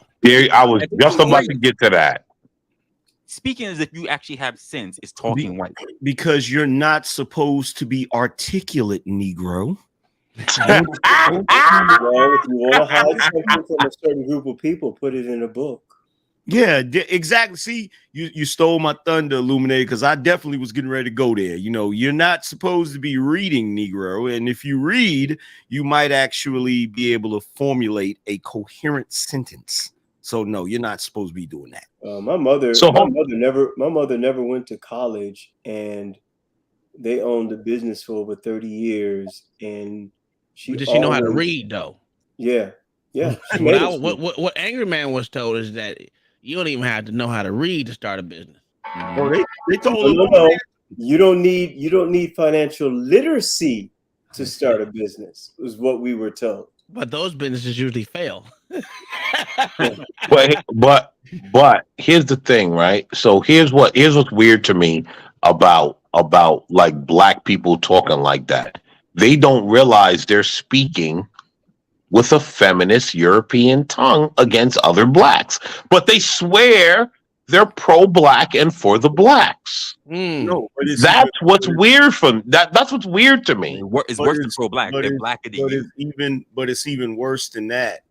If you read Thomas Sowell's Black Rednecks and I forgot the name, White Liberals. Whenever you're speaking in slang, you're also talking white. Yes. Yes, you are correct. Absolutely. You got that from the right, Chris. I He mean, said what? that's what it is. You can't So it's win just for black losing. people. That's right. There we go. So it's just black people have absolutely no sort of sense. Yo, As can I pick out Barnabas, that? has said. Can I pick out Well, that there was an earlier Uncle Tom thought. mic is messing up tonight? There was an earlier comment, Uncle Tom. Is I my wanted you is to my post mic messing that up? said, Yes, sir. It was. It was. I called you. I told you. You and Black Thoughts, y'all switch nights. I've never seen shit like it before in my life. Black Thoughts was last night. Your night is tonight. But there was a thought in the comment section, Uncle Tom, that someone said that Bill Gates is a good man because he donated to that school. He If is. they only He's knew. technically a good dude. He's a good dude. He's a philanthropist with his But money. that's not the reason. That's not a great reason why they said it. It's not about being good. It's about just I'm doing just it. fucking with y'all. You know. Yeah, most people care about the reason somebody do something. I never gave a shit about it. But as long as you do it, that's all that counts. You just go with the opportunity the person gave you. Like if that's the problem with black people, we always care about why somebody did something. Oh, just go with the opportunity. Make something of it. Don't you find it strange that black people travel through the world constantly expecting everybody to like them and be their friends? That's when insane. when they themselves don't like anybody and are fucked up individuals. Like That's very strange. Doesn't make man, you can't give us facts like that, man. You just can't. You can't be putting down facts like that. You know, it'll go over everybody's head. I already got the coon label from E Black and shit, and I was like, well, you know. I'll give you a perfect example of that, AM. When E Black, I hate to even pick on this cat. When he asked your homie, when he asked Just Pearly for the apology, He said, "Your homie," and then he said, "Oh, but then when she fool." gave him the apology, then when she gave him the apology, he said, "So why are you giving me the apology? Is it because? Like, wait a minute, what the hell?" I was like, you're not even fucking apology. You're not even there for your people. Like the whole he is, man. Oh my dumbest thing you ever heard. Because at the end of the day, look, I'm gonna tell you what E Black's thought process is, right? It's like, yeah, she said some racist shit, okay, but she apologized. Yeah, but she probably apologized for some other nefarious reason. That's for me to drop my guard so she can really say some racist shit. It's like, bro, if you don't wake your goofy ass the fuck up, like, oh, so it's the never-ending loop, huh, Angry Man? yeah, it's and that's why I told them on my show. I said, look, if you want to dislike white people for being white, just say that shit. And stop trying to come up with these goofy justifications for the shit. It's like, it's bullshit.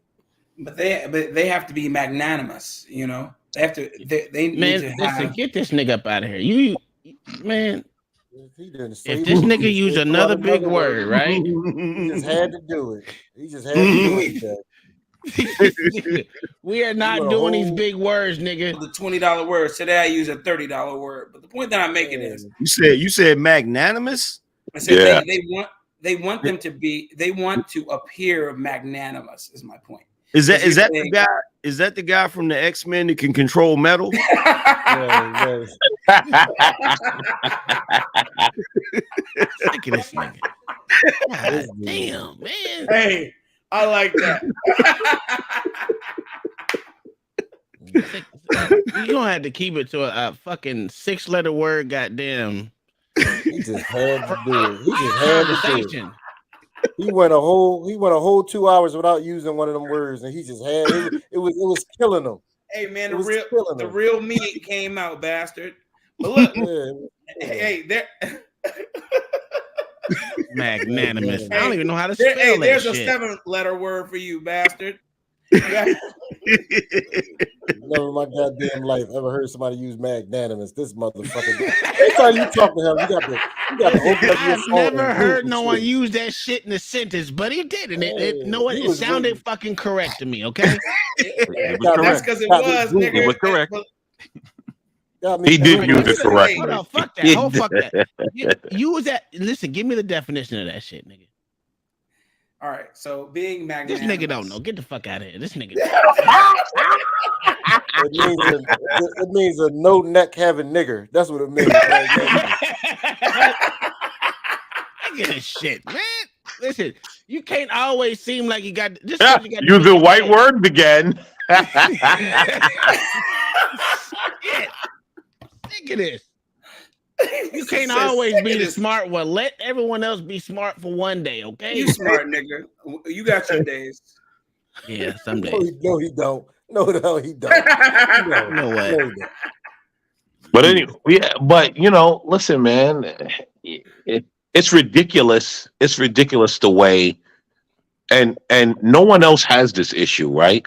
Only black men or black. Well, I'm not gonna say black people. It's only black men that has to be boxed into a degenerate level. Yeah, I agree with that.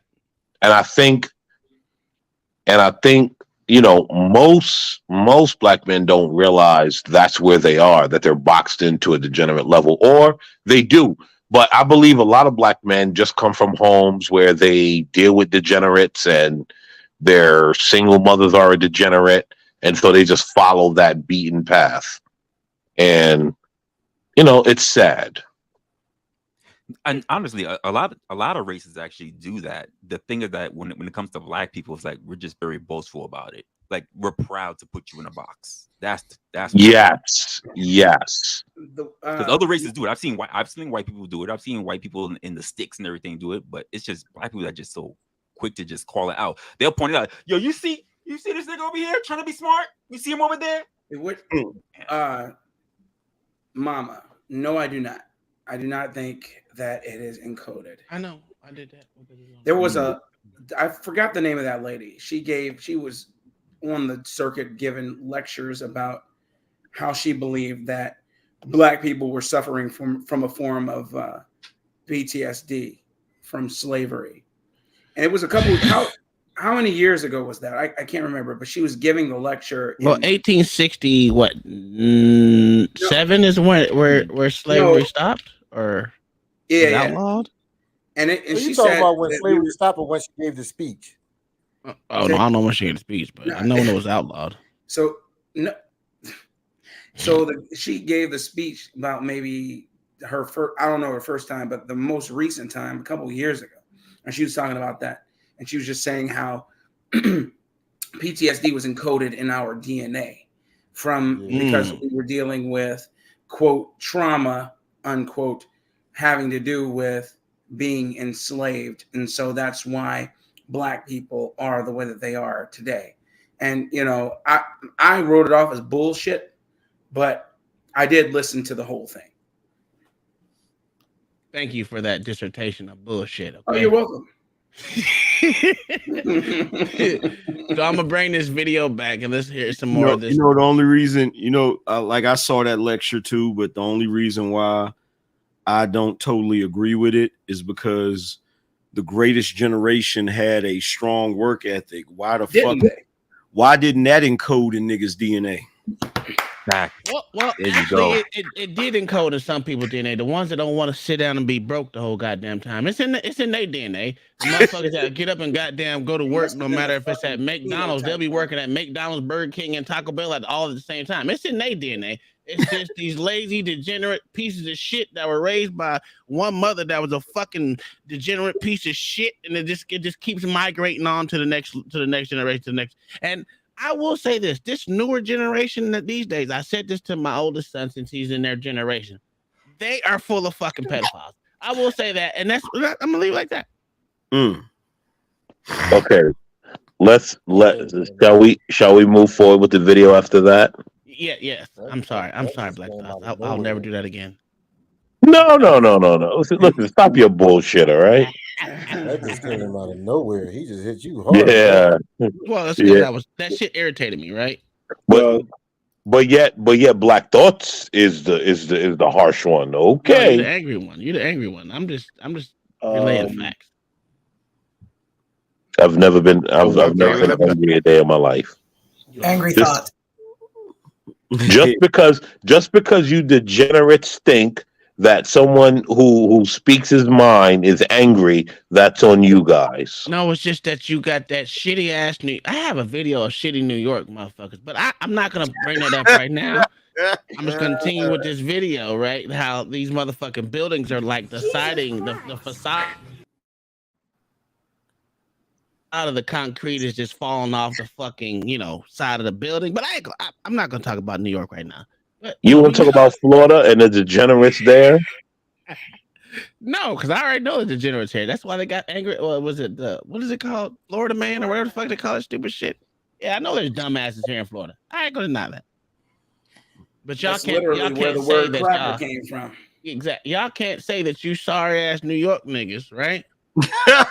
Ain't fucking angry. I'm sorry. New Jersey and New York niggas is always angry. Well, no, I got they no just reason to be angry. That's they speak aggressively, and it's very sickening. It's because it's a very aggressive city and everybody's piled on top of each other. That's where the anger comes from. No, angry man. You just gotta be very vocal. No, angry man. I'm not gonna let you get away with that. It's because you have to be assertive in New York. There you go. And Wait. Tell the truth.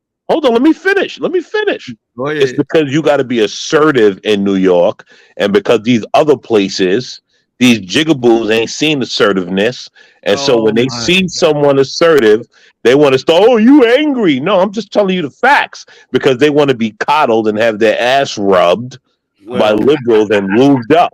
In New York, we used to not being lubed up. We get it raw. All these other jigaboos, they got to be lubed up. And so that's the reason why they think you're angry. Well, in all fairness, okay, the last time I went up top, I had two situations happen. One, I went to a restaurant in Williamsburg, and I had to circle the block 60 times before I found a parking space. And that's true. And I was definitely pissed off. Now, the other thing that happened is I found a hotel that I actually wanted to stay at in Queens. I pull up, I make the reservation, I pull up to the damn hotel, and there's no fucking where to park because the damn parking lot is under construction and there's no street parking. So I was pissed that day too. So I'm just saying there is a level of there is some validity to motherfuckers in New York being angry because of certain shit you got to deal with. I'm just saying, if you get on the fucking train and there's a dude standing next to you and he's stood up and pulled his pants all the way down to scratch his naked ass, you're gonna be mad that day. That's gonna fuck up your day. I'm just saying. God damn, angry man. That's our house fighting. Be quiet. Like I told you, that goes back to the same thing I said before. New York, New Jersey is shitty as fuck. Nigga, play the video. Nobody asked you to Let me say for the record, I think that analysis is brilliant. I couldn't have said it better myself. Thank you. I think you touch on so many interesting points. Is John McWhorter, is he zesty? No. Of course, I'm inclined to want to say things like it's a bluff. Everybody can see how phony it is. There'll be backlash. These people. If you want to know, he's married to a white woman. Patronized. They're getting to a Russian Jew. I knew that. Spoiled brats who you don't want to provoke too much. Hey, he might not. People he know might not be zesty, but Glenn looks like he sung backup for the Shy Lights back in the day. I'm just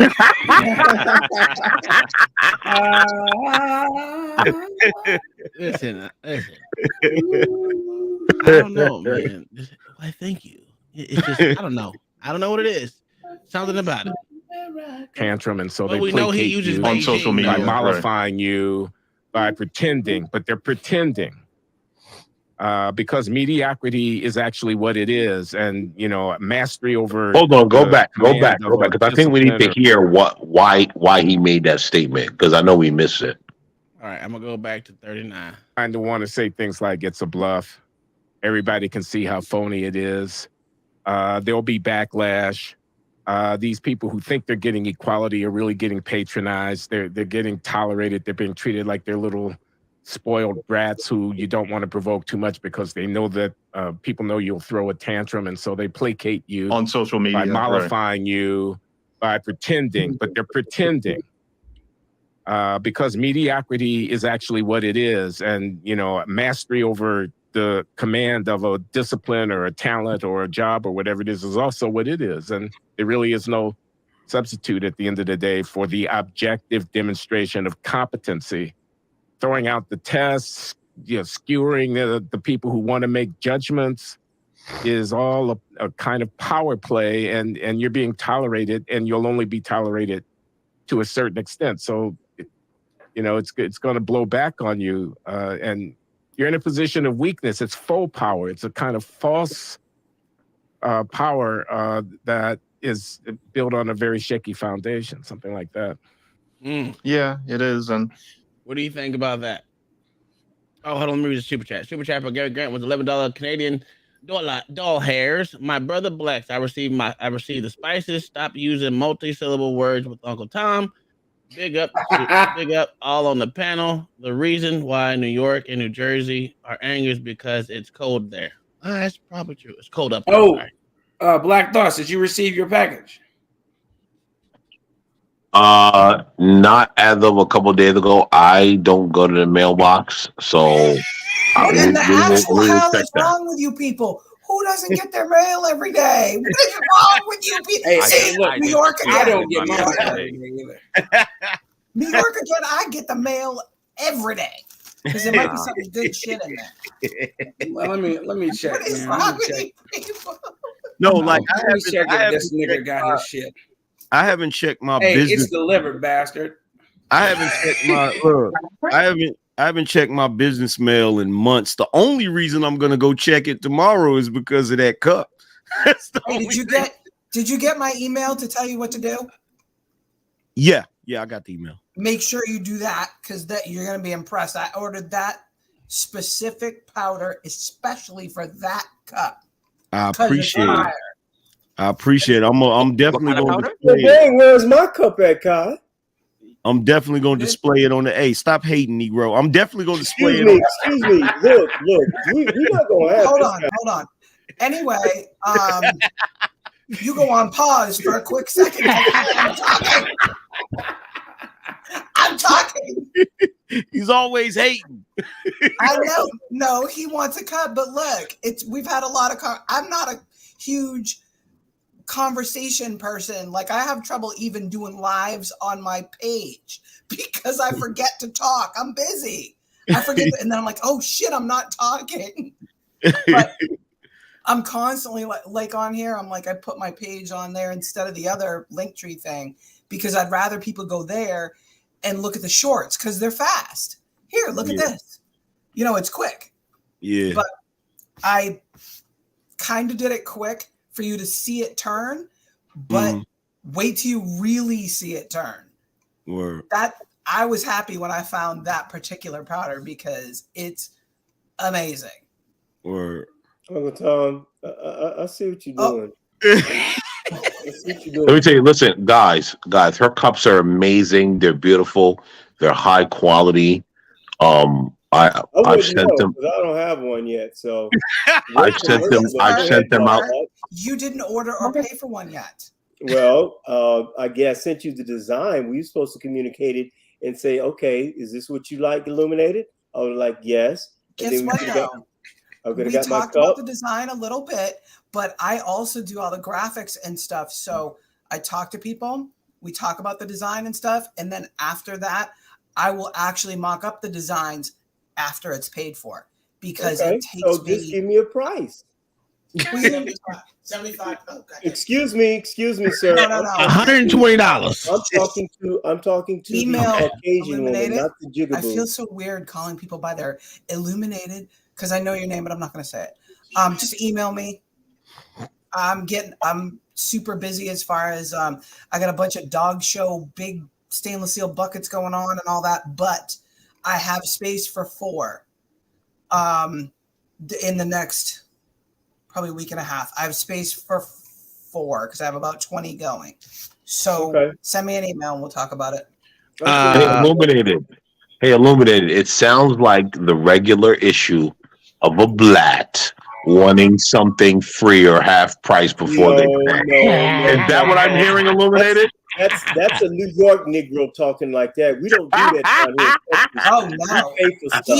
Let me tell you, I haven't ever in the 2 years I've been doing this, Black Thoughts was on it. He was like this, here's my money. Now we'll talk about kind of what I want, but here, do your thing.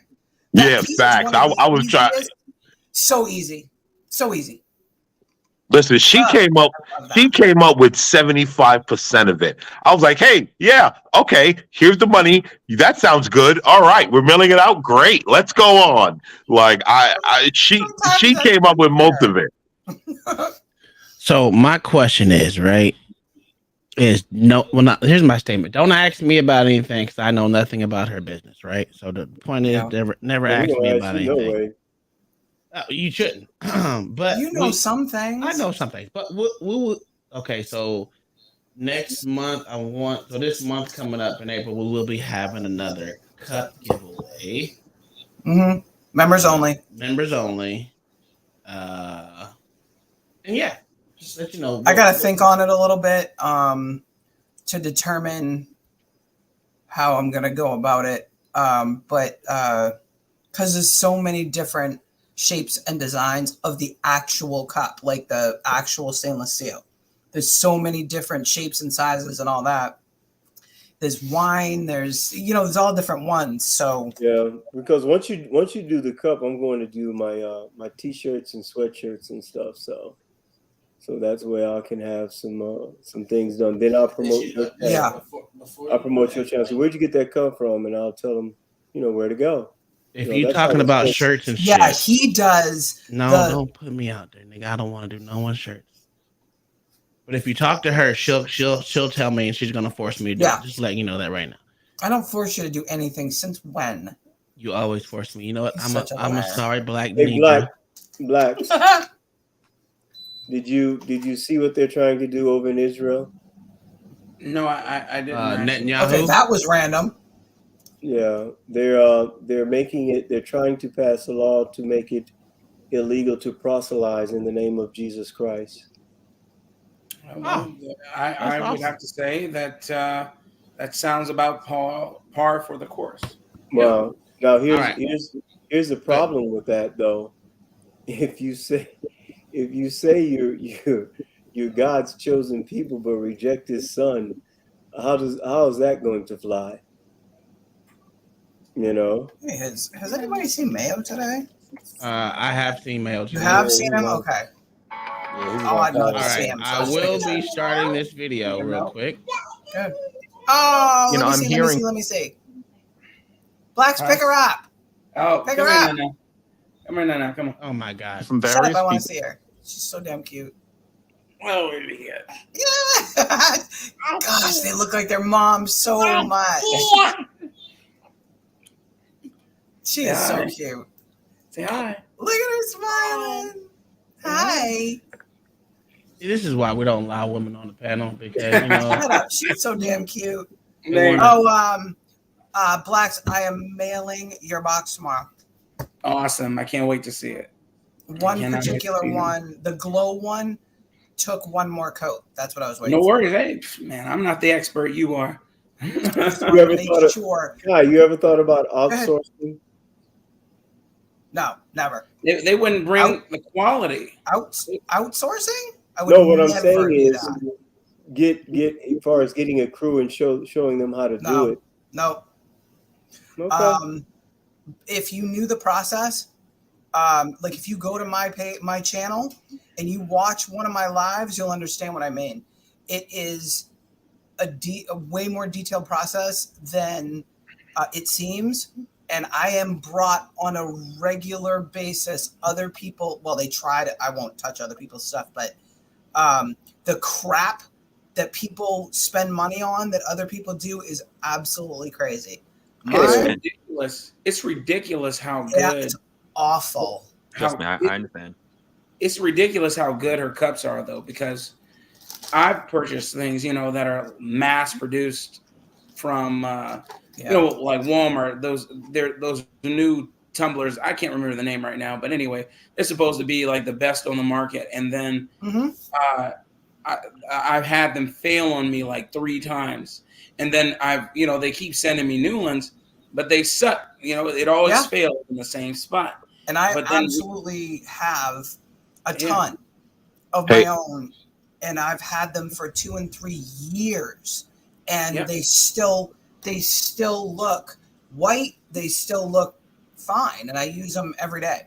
Yeah, I say quality, man. It's just quality. Good. Hey Kai, can I say what you're saying in layman's term?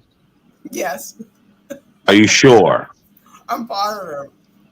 Okay, ladies and gentlemen. Problem, it sucks. Ladies and gentlemen, hold on. Let me finish. What she's saying is, she's not giving you Chinese-made bullshit textured by a bunch of Mexicans. She's giving you full American products. Made in America. Yep. Okay, Mrs. Kai, please continue. I don't even want one other person, because the process is very meticulous and it's very specific. And if I don't do it myself, I lose track. I know what you mean. And I won't even put, if somebody has a cup from somebody else and it's got a big crack in the epoxy or something that they dropped, something's wrong with it, and they bring it to me, I refuse to do anything with it, because I can't promise you that person started out with pro-grade stainless steel and then sanded it properly, washed it properly, primed it properly. All those steps matter to the end result of that cup and those layers of epoxy being so strong that when you look at the decals, like I could take anything to that and it doesn't matter. Okay. All right. Good. Y'all are doing a great job of promoting this. I just wanted to care about Kevin Spacey's black cousin. I'm not talking about no. I was going to tell you this. The reason why she doesn't allow, she tried to show me how to do a dirty pour, and it's still sitting there on the table where it started at. It hasn't moved, hasn't been sanded, nothing. She just said, you know what, you did it, you fucked it up, you figured it out. So that's why I said, fuck it. It'll be sitting there till cows come home. I bought him the paints. Fuck that shit. It's that dirty pour is that stuff that I poured the paint on around the edges, and it came out super cool. But I think it's because of the blue. That you didn't have enough of the metallic blue. Yeah, fuck that shit. Listen, I will stick to building tables and shit like that, beds and shit like that. I don't fuck that shit. It's a lot easier to make a bed than to fucking deal with that dumb shit. I don't have the patience. Yeah. I'd much rather draw. But let's get back to his dirty El Dorado cousin. Listen, put some respect on John McWhorter and Glenn Laurie's name. I'm sorry. That's Kevin Spacey's next that's cousin. a horrible picture. Stop part right there. Oh my God, that's a horrible. Look at him rolling his eyes. Listen, I'm not going to let you guys sit here and insult these gentlemen, okay? McWhorter? What? What did that say? It's McWhorter. McWhorter. You know, you don't like Yetis? Who think that it was irresponsible of a college professor, irresponsible of a public intellectual, as it were, to present such an oversimplified conception of what equity is in a highly viewed venue. And you can really see the reason why I always tell you I don't think it's a bluff is because these people writing me are not bluffing. They genuinely think that this conception of how equality works, that we call equity, is the way it's supposed to be and that nobody could possibly question it. One person even wrote me and was, they were keeping it cool, but they said, John, you went to a Quaker school, and this was somebody else who was involved with that realm of things. You should understand these things, as if it's that self-evident, that it's a certain kind of Christianity, or it's a certain kind of, especially with the Quakers, it's a kind of leftist commitment. This is somebody who thinks that if you are anywhere left of center, you could not have any problem with this conception of equity. And it's one of those things. I get so damn tired of this particular thing that gets thrown at you. You're oversimplifying, they say. But the same people who tell you that you're oversimplifying and speaking in clear language and having a little bit of emotion, just a little, will talk exactly that way, write exactly that way about racism. The people who tell you you're oversimplifying will happily write about 2023 as if we're in about 1955, and nobody will say anything, and nobody in their world will say anything. No editor will have anything to say to them. It's disgusting. Why are those people so upset when somebody says something they don't agree with in a way that's understandable? I'd think that they could see past it, but they can't. They oversimplify all the time, and not just the extreme ones. Everybody Can you does stop it right I there? get tired of being. I hate the oversimplification argument. Here's why. Everything else is nuanced except for the issues of race to these people. It's always simplified. Everything is racist and done. Right? They could simplify it then. And this is what John McWhorter is identifying right now, is that they can write an article and just simplify it. Oh, it's because of white supremacy. Oh, it's because this person is racist. Just so simplified. There's not an ounce of nuance to it. There's nothing more. They can just simplify it. But as soon as he simplifies something that they disagree with, oh, well, we need nuance. Yep, every time. These people are idiots. I don't care what college degree they have. I don't care who they think they are. They are morons in our society getting to dictate what we are supposed to think. I digress. My mic is muted. Reese. No.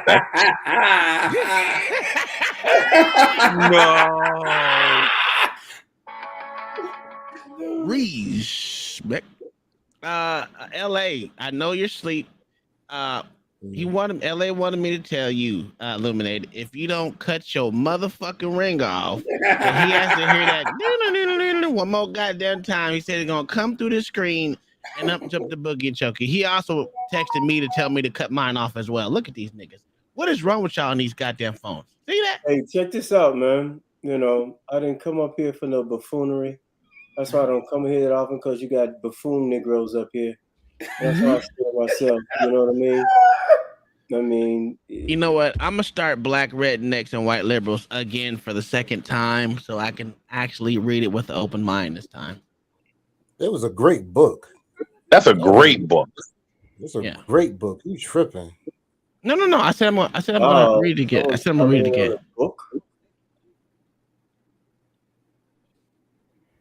See, my wife doesn't like these intellectual conversations right there.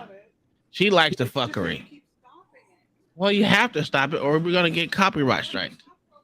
Shut up, woman. So anyway, so what does everyone think on the oversimplification argument? Because that's a real argument, because they try to oversimplify certain things, but then when someone that they disagree with does it, then it's like, oh, well, you're just trying to oversimplify it. All of a sudden they care about the nuance. Well, it goes to the fact they think you got to have a master's degree to understand stupidity. So, and that's the problem with the argument. Hey, Uncle Tom, here's something too. There's a YouTube short with Bernie Sanders on Bill Maher. He couldn't even define equality and equity. Oh, I know. I've seen that. I was like, and y'all pushing this stuff. Most of them don't even have your own. Yes, most of them can't. They don't even have their own definitions defined. At least you're gonna come out with some propaganda. At least have the definitions behind it. Well, it's the same talking point that they said, oh, you go by the name, but you got a person up here named Uncle Tom, and you know what black people think about Uncle Tom. Like, okay, cool. Know. I'm glad you said that, because you're making yourself look like a fucking retard. What's that? Because it says you gotta live to their definition of how things should run, and that's besides what it was actually. what's the name of that bastard? Not Ta-Nehisi Coates. The one who came up with not equity and inclusion, but CRT. Was it Ta-Nehisi or was it Kendi? Ibram X. Kendi said he couldn't even fucking. He defined racism by racism. Like, listen, a sixth grader knows that you don't define the word with the word, and people did not call him. I'm sorry, people with brains called him out on it, but all the other people who were there for that nonsense, who were in the audience, was like, Yep. Well, do you no. You know why they didn't call him out? Hold on. You know why? No, I watched the video. You know why they didn't call him out? Because they were scared of being called what? Racist. There you go. So they just went along with the bullshit, and when they got home around their dinner table, they said, "Why are we listening to this?" They said, "You hear that nigga shit?" Exactly. That's what they said at the dinner table. What is this man talking about? This is about the dumbest nigga I ever in my life. This nigga just defined racism with racism. What racism? What is this? And listen. And another, guess what? And another Thomas Sowell supporter was born. Man, that shit was you hear you know what black people get home, they talk about this shit. Oh yeah, black. No, he listen. He was yelling at the goddamn person on the goddamn road. What are you talking about? I bet you, Black Thoughts, when he's in his motherfucking vehicle, right? He's screaming at the top of his lungs how dumb shit sounds, and then he gonna come up and be like, "But you know what? Let me go ahead and tell these other jigaboos how I feel and how stupid these niggas is, because you know we're gonna get that text or that thing every day. Every day we're gonna get how angry he is. It's sad. I just want you to be happy, there, Black Thoughts. I need you listen to go through anger management.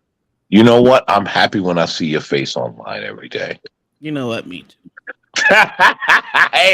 So you're happy when you see your face online every day?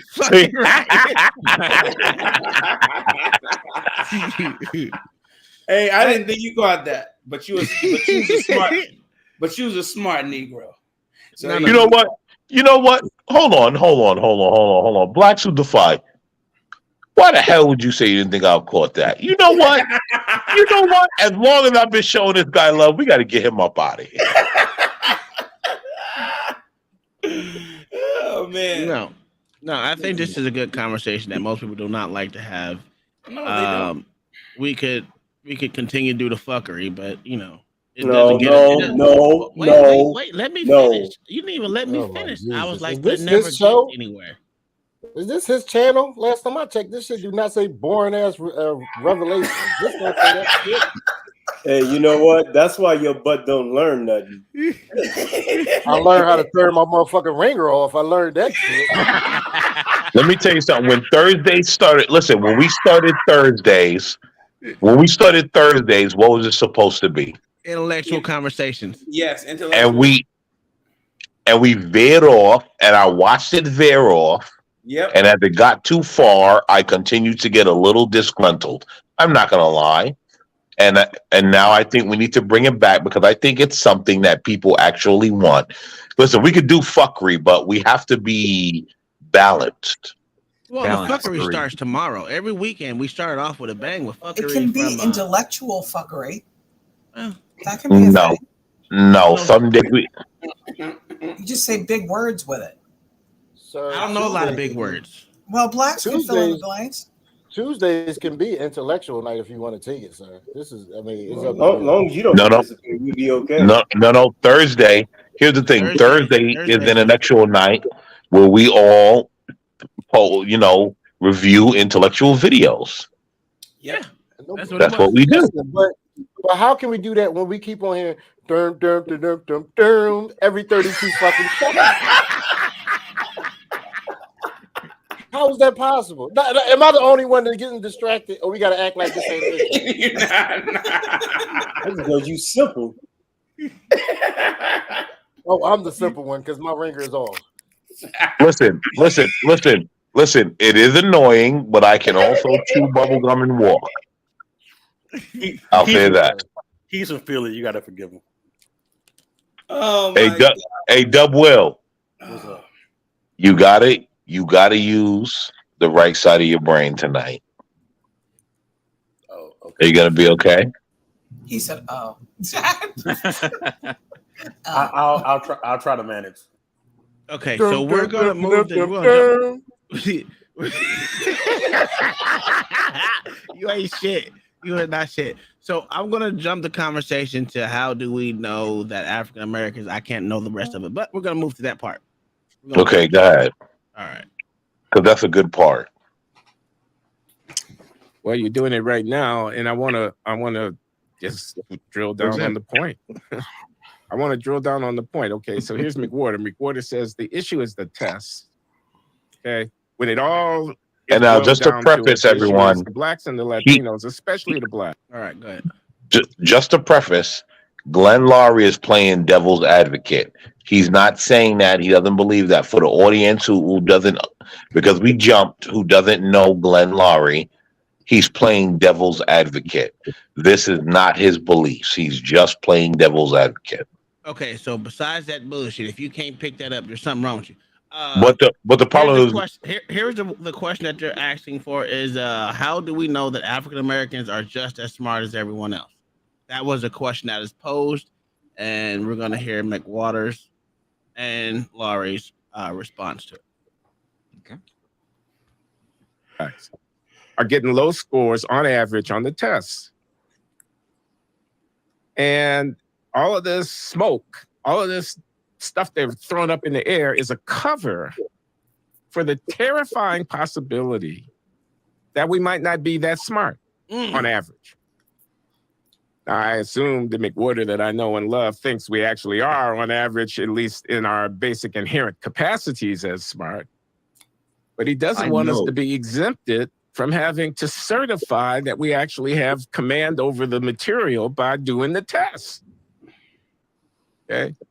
So this dodge that people are willing to engage in about getting rid of the test, where they really are living in bad faith, they're not actually facing the existential challenge. They're not taking life seriously in a way. I'm putting words in your mouth now, but this is what I hear. And you're just not going to stand for it. And what I want to ask you is, how do you know it's not true that we're not as smart if we're not doing that well on the tests? Yeah, that's a legitimate. Yeah, that's a legitimate question, and we're going to get in trouble for even discussing it. But anybody who thinks we can't discuss it as being religious and not logical, yeah, how do I know? And you know what? I don't know. However, I sense it very powerfully from my experience with people of all colors over the past 57 years. And I don't think that we've been given a chance to show what we can do. And, you know, one thing that makes it rather clear to me is, as we've discussed, kids of African and Caribbean ancestry have much less of a problem with this sort of thing than Black American kids. I don't know of data that show that a Nigerian immigrant's kid does better on those sorts of tests, but I know anecdotally that it is certainly true that, you know, these things like the SAT don't throw that kid as easily as they throw a native-born Black American kid. And frankly, it's the same genes, or if anything, here in America, there's more mixture with white people. And so for me, that is one piece of evidence that it's cultural. And, you know, this is very anecdote, but I'm going to use it because I was thinking it as I saw it. On my way, I'm not going to, I can. On my way back from Antwerp, back from Brussels, I had occasion to be near a guy.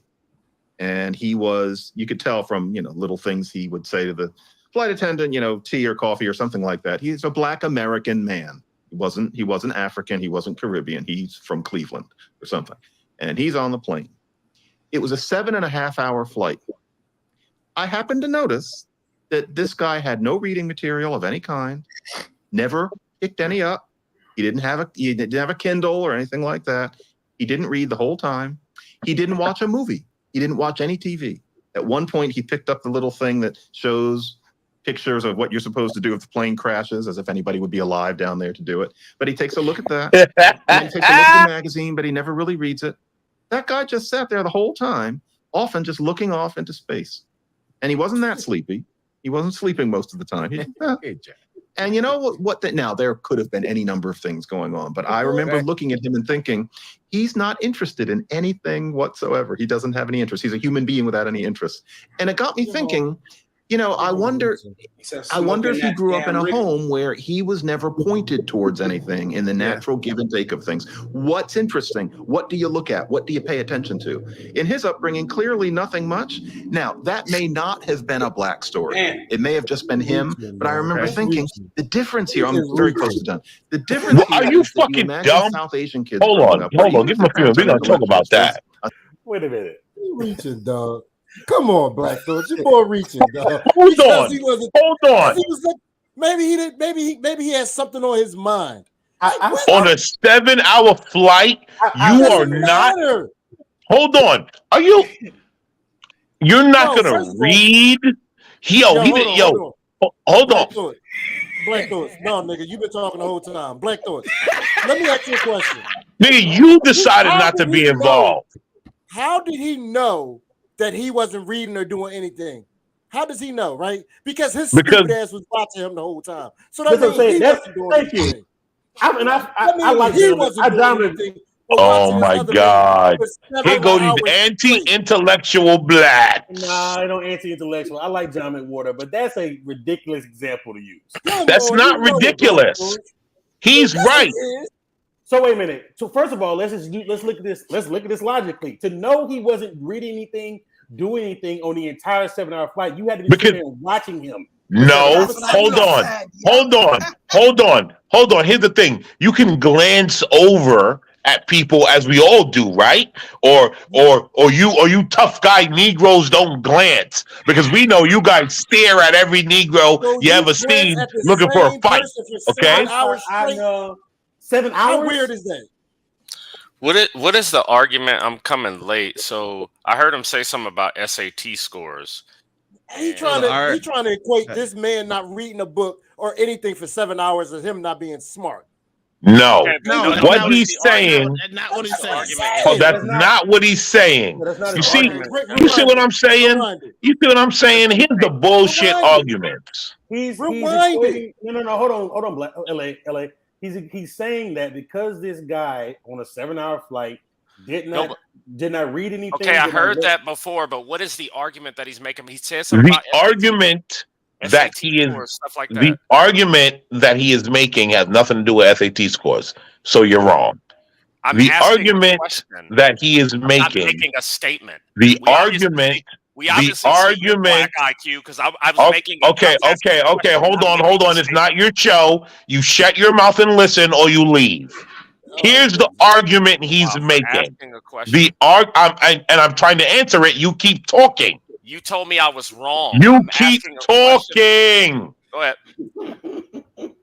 The argument he is making is that the African American male is uninterested in things. That's the overall argument he is making, and he is correct. How can you have a 7-hour flight and not read a book and not be interested in something? It is impossible. So what did he have a 7? Hold on, let me finish. To be on a flight for 7 hours and not do anything but just gallivant about in your mind. So he just stared at the back of the seat? So hold on a second. So what's interesting is asking this question. So I see right here underneath the video, he said, how do we know that African Americans are just as smart as everyone else? So it's a difference between being interested in something and then being actually smart. Because if we look at the numbers, if we look at that's why I'm assuming why he mentioned SAT scores, that's pretty much clear cut on who's high performing and low performing in that. That's kind of the argument I'm making, Black Thoughts. The man said, he basically asked that question and then told a long ass story about this man staring into space. So you really, Well, you he know, he actually just trying had to more call to him say than that. stupid. You know But what? You know just what? one In the man. spirit of the argument, I need to. Oh, go ahead, Reza. But I'm going to start it back from where he started talking because that wasn't really. Exactly. He was given an anecdotal experience, but Super the shit he anecdotal. said It was before an that example. actually, yeah. Well, it was Look at his that. experience. He said so. An But it example. was a Before bad that, example. It was it his was a one bad example. bad example. It was The a bad horrible example. But the SAT scores are this isn't an example.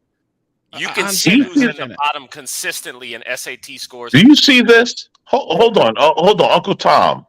Mm-hmm. Here's an example of a black man trying to actually stick up for the Negro. He's sticking up for the Negro, and then hold on, and then he gives right, and then he says something that the Negro misconstrues, and all of a sudden they get outraged. Now we're looking at Pearly all over again. You sensitive, tender, dick ass Negro. First of all, you're the only one yelling, so I don't know who's getting outraged. That's first And I'm of all. starting to think that, that nigga on a 7-hour flight was you. I'm starting to think you was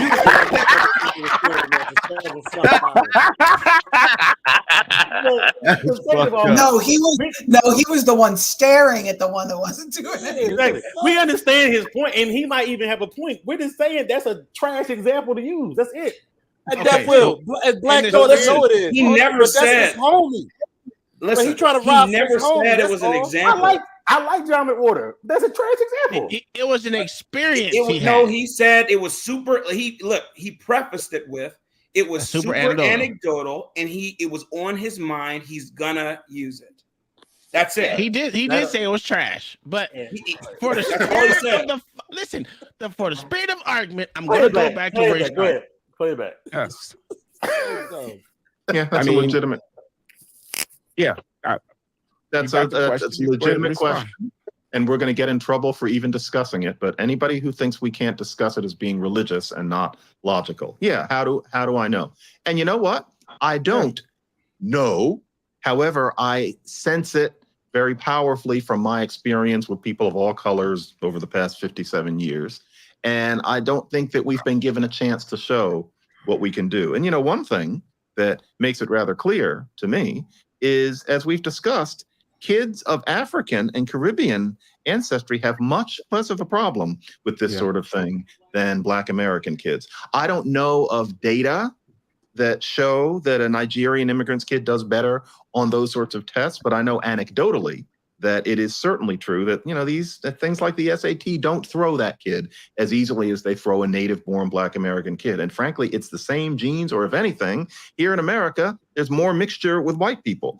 And so for me, that is one piece of evidence that it's cultural. And this is very anecdote, but I'm going to use it because we're not. We're going to stop that trash one right there. And he's wrong.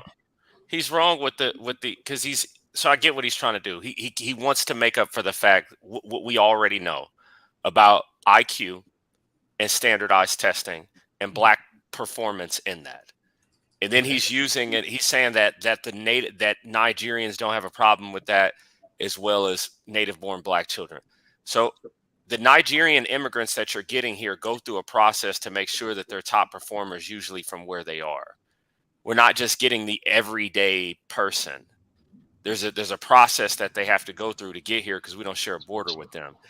And like for him to make that I guess that's what he's trying to say. But he's then. Well, he was saying it was cultural, that the Black American are the ones that are doing good in SAT scores because it's cultural. Oh yeah, that's a very liberal left wing. And then he said because we haven't been given. You don't think it's cultural because the thing I don't think math is cultural. I think no. That's not what I mean. That's not what I mean. What I mean by it being cultural is I grew up in a 2-parent household where I was held to a fucking standard, right?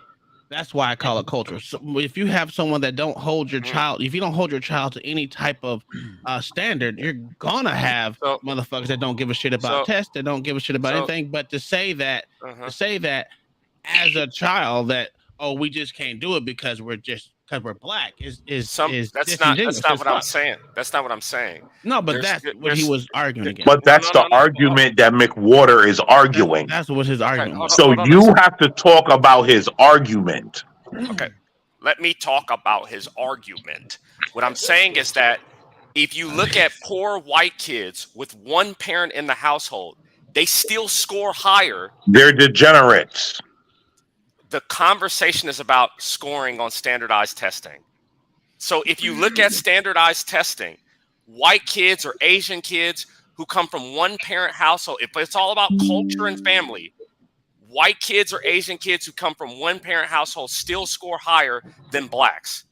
That's a fact. But did you not just say, but hold on. You just came in here saying, oh, I'm not talking about culture. Then you're saying culture. Which one is it? You're talking about it or you're not? So when it's about culture with white people, but it's not about culture with black people. I'm talking about race. I'm not talking race and culture to like you God, said culture.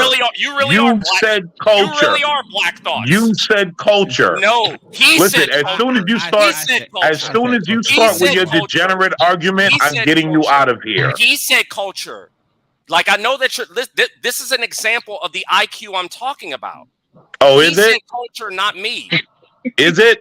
Yes. You didn't say culture before, you moron? No, he said culture. I said culture. Race and culture are two different things. Hold up. Let me referee? Y'all kind of missing each other's point a little bit. Yeah, that's because one of us. Yeah, this IQ demonstrated right. Okay, because I get what is the argument that John is trying to make, like specifically? Because I ain't gonna be here long because like I said, I couldn't jump up because I was driving because I'm in my grandpa's hometown for the funeral tomorrow. So I ain't gonna be up here that much longer. So what is John's argument? That he has seen that he has an anecdotal experience based on how he feels because he can't necessarily prove it right now, basing it that there are other particular cultures that perhaps they are more inclined to actually be a little bit more educated because of, I guess, standardized testing, and that also, I guess, Black Americans don't really show their education more than other cultures. That's what I'm basically. Hold on, wait a minute. Let me go real quick. Because I kind of understand what patriarchy is saying when you're talking about when you're dealing with these people from these other countries. You're not getting the worst, the bottom of their barrel. You're getting the top of the class with these people.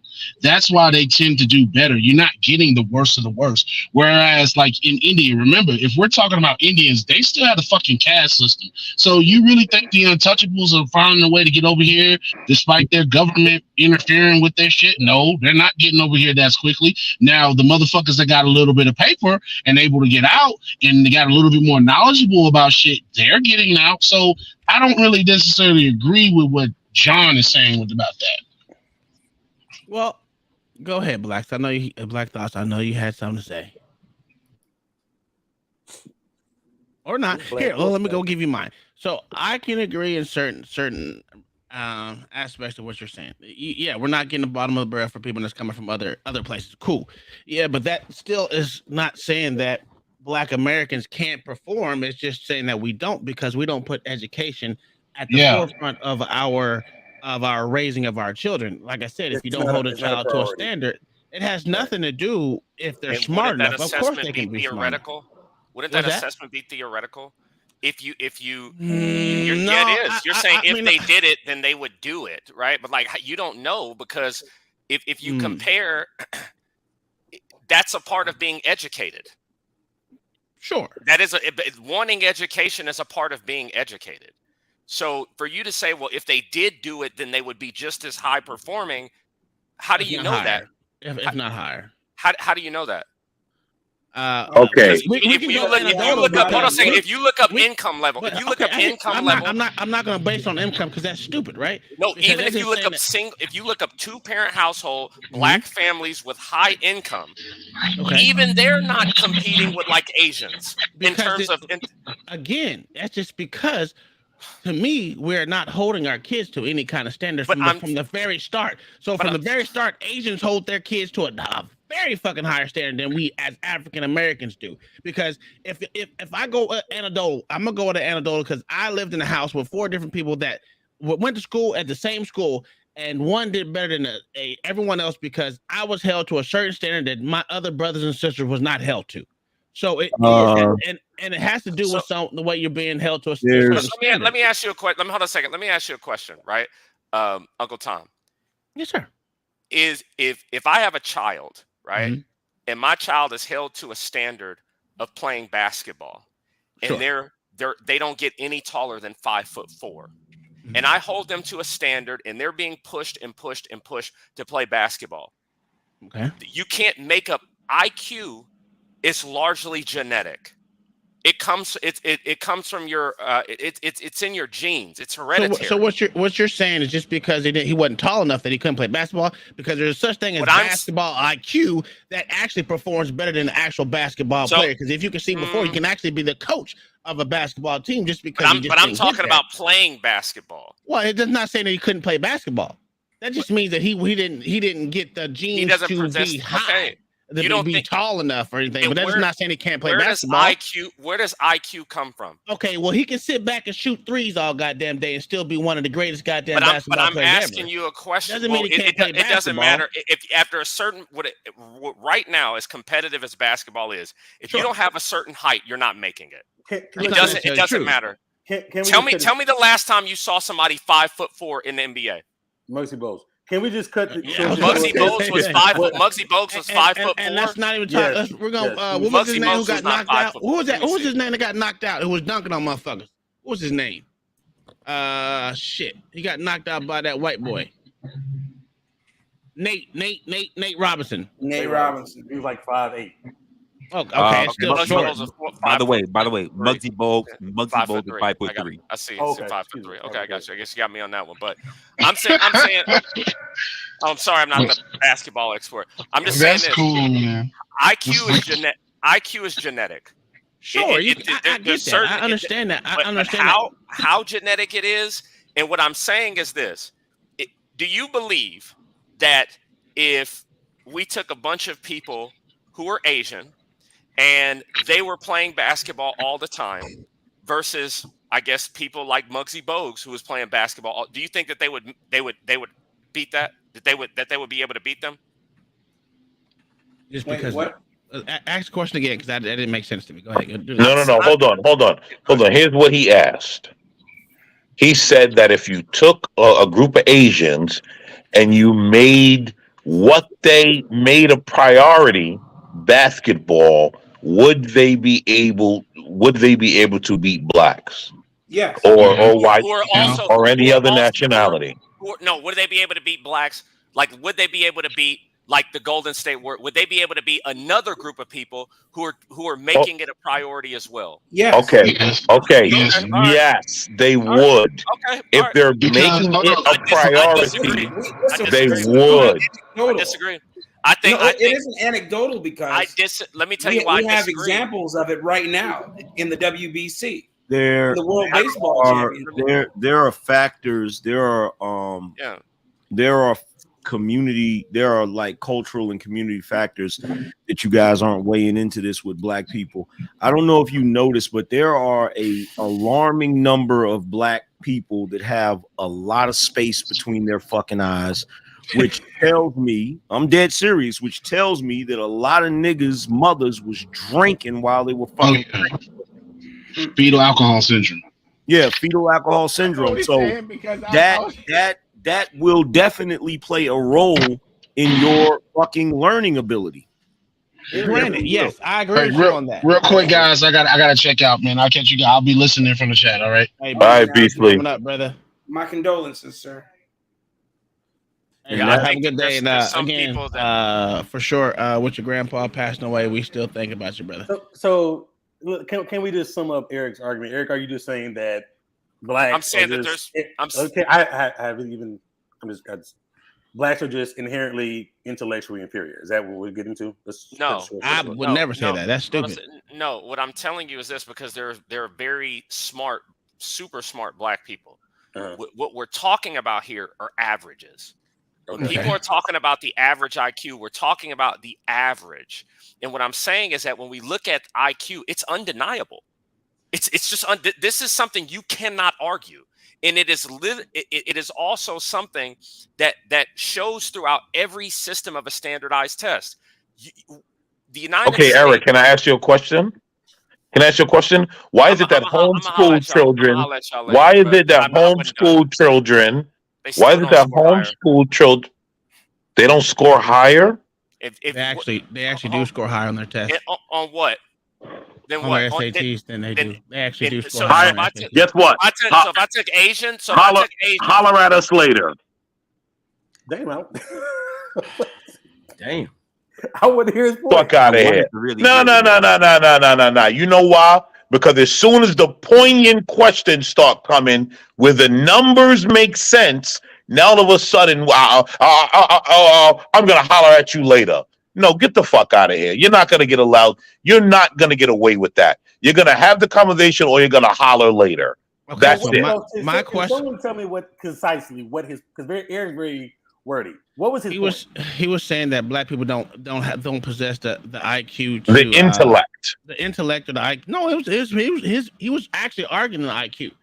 The IQ. He was arguing IQ. So what I asked him was right. And he's saying that black people are just on average just intellectually inferior to the races. Is that here's my thing with IQ though. IQ right. Of course it's in your genes, but IQ is actually is a portion of being cultural. Yes, it's all about your circumstances. Circumstances. Well, yeah, you can can put circumstances into it. Listen, because we can turn around and only make the metrics of saying that quote unquote Asians are really smart at passing tests when they're here. That's a lie. But again, there are how many Asians in the world? They're not all smart. No, that's not true. That's why you got farmers. Not even close. Well, patriarchy, which strikes back says $5 is that Asians still score higher. Let me ask this question: Is standardized testing an accurate assessment of IQ? It depends. In most cases, yes. It depends. Okay. Yes. Okay. But again, to me, it goes back. It goes back to how you're looking at life, because your IQ can. If I'm a parent, that's all I'm doing is pushing school and pushing education, and that is what my foundation for you as my child is going to be. Of course, you're going to score higher than the average person out here taking a test because you have a standard that you want your child to possess. And if you say that Asians don't possess that, you're insane. That's why they study for 12 to 11 hours a day. So boom. The Asian comparison is a bit disingenuous. True, I agree. That's why I wasn't trying to use them. Yeah, and the reason why is because they have a totally different culture. Y'all know that. Of investment. One of the things they have is their school day is longer than our school day. Exactly. So over time, they have more schooling than us. Right. They come from a culture that is way more fucking disciplined than we do. Our Western culture is way less disciplined than Asian cultures. We know this shit. Right. They have way more responsibility on not disappointing their family. There's a number of things that contribute to Asians performing the way they perform. In addition to that, I gotta go back to black people again. There are numerous things that factor into black people having the level of comprehension that they have.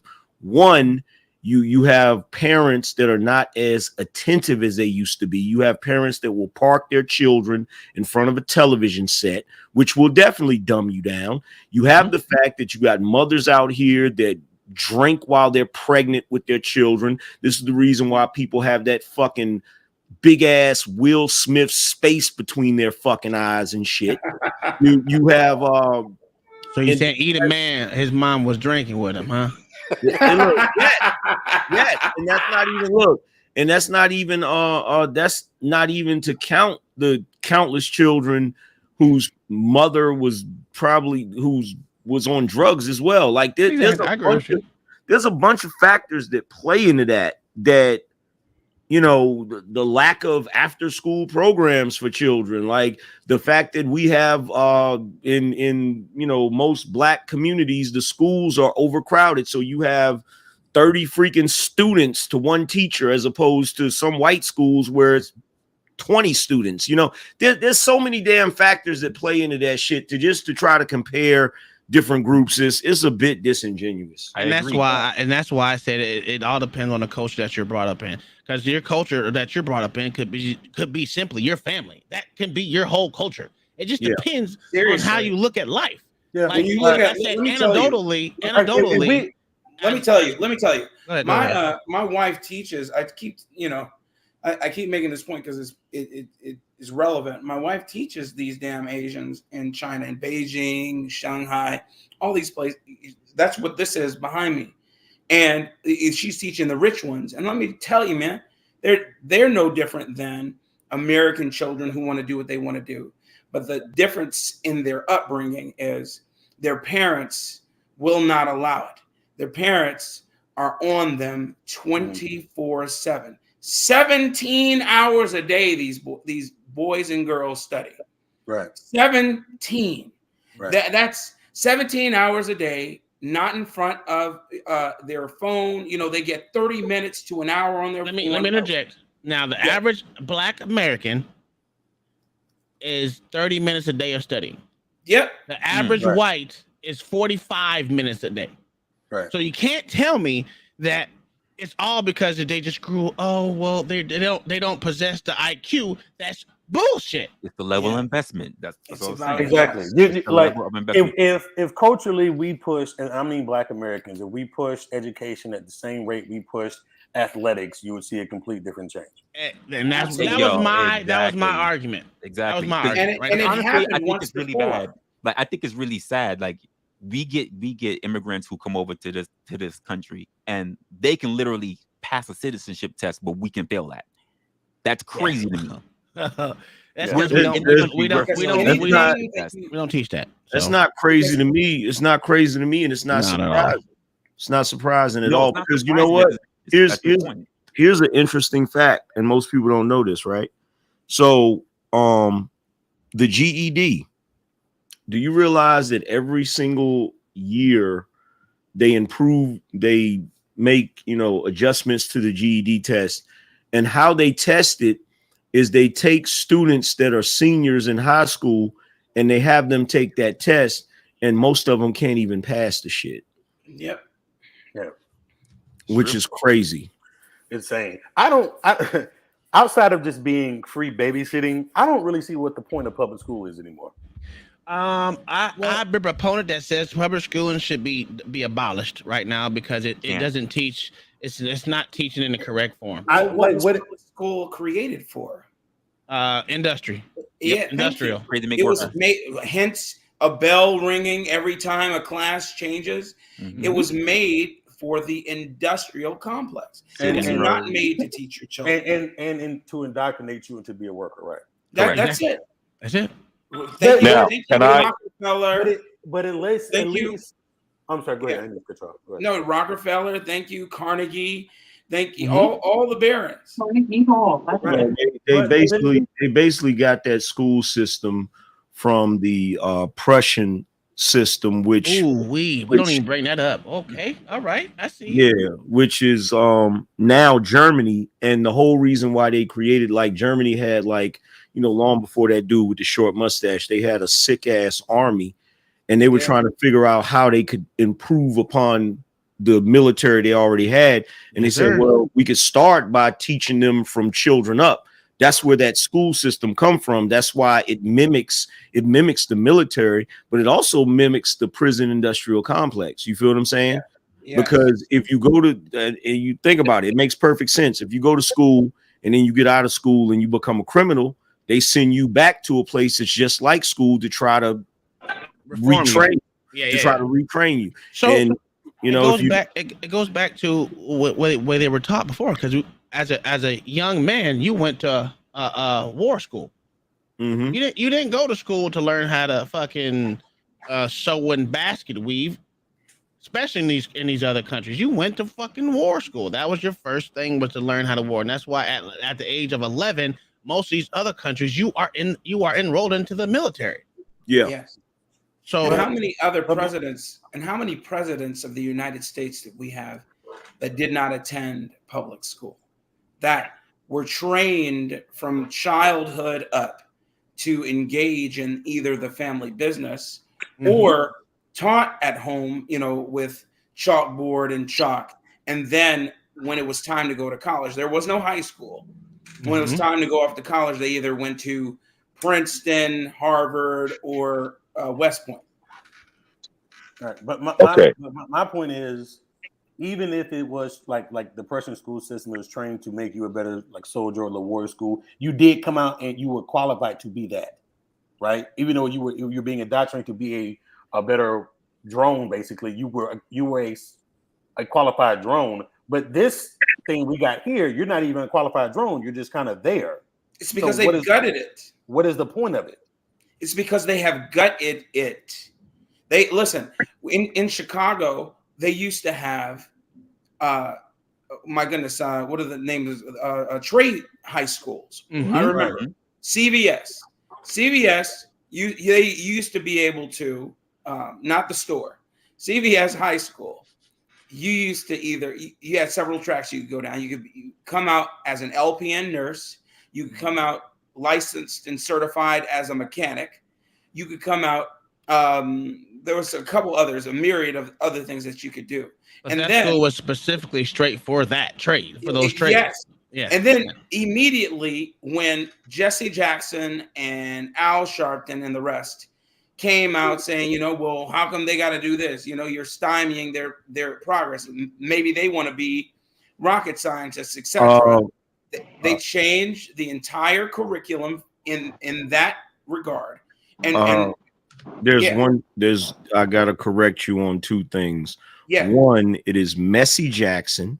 And two, it is Al Charlatan. There you go. Or Al Sharp Tongue. Either will do.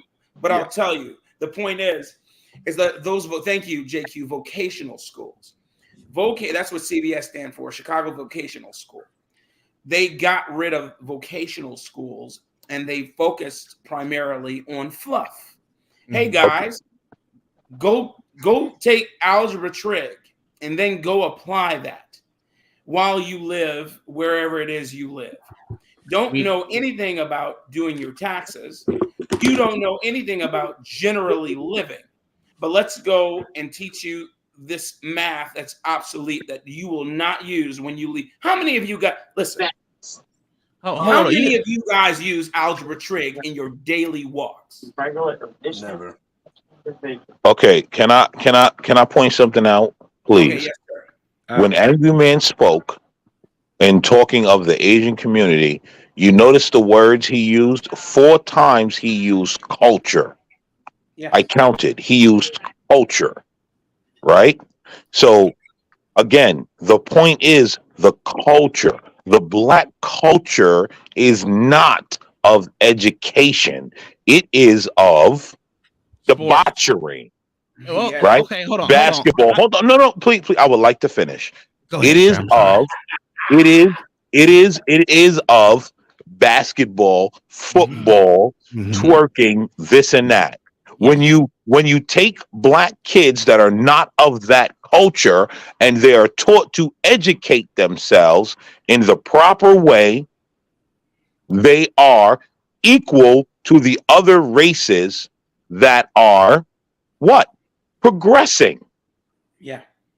So it is 100% about culture. Any degenerate sitting up here trying to say, "Oh, it's not about culture. Blacks are just they're just so stupid they can't do it." Anyone saying that is a moron because they do not understand and they have not been around blacks that have succeeded. Okay? As a man that has grown up around blacks that have succeeded, do you know what I realize? They do not accept the broad brush of what is called black culture. Mm-hmm. So you know what I realized? Go ahead, Dub. Go ahead, Dub. Black Thought's microphone is on 10. That's what I realized. So I want to make sure you can hear what I'm saying and digest it. Of course we can. You from Brooklyn. How can we not hear you? You know all y'all New Yorkers No, talk loud. he's from the Bronx. Don't lie to him. Oh, that's even worse. Watch your mouth. Watch your mouth. All right. I'm Brooklyn through and through. We're not going to do that disrespect. The level of disrespect is ridiculous, man. So, Black Thoughts, to go back to what you're saying, that's why I was going to use my anecdotal experience of growing up. We had a house with 4 different people raised in the same house. If my mom and dad were experimentors, they did the best experiment out there on their children. They didn't hold each one to the same standard. And what you got different outcomes of the same 4 motherfuckers that grew up in the same goddamn house with 4 separate fucking outcomes. So to say, like I said, it's more the culture and more the standard that you have that you set for your children. If you want your child to be educationally inclined, you will motherfucking push that shit. If you want your child to be physically inclined or sports or whatever you want to call it, you will push that in your house. So it does have, to me, it doesn't have anything to do with IQ. A little bit, not much, but the culture can influence the IQ, right? Yes, that's what I'm getting to. Yeah, but that's all I had. Can we talk about something else that doesn't actually get pushed as well? Like, because this is a market that's getting hit a lot. Apprenticeships. They don't have anyone. Right. They don't have anyone. They're begging for people. Young and old, they're begging for people. They are. And it pays well, and nobody's getting anything.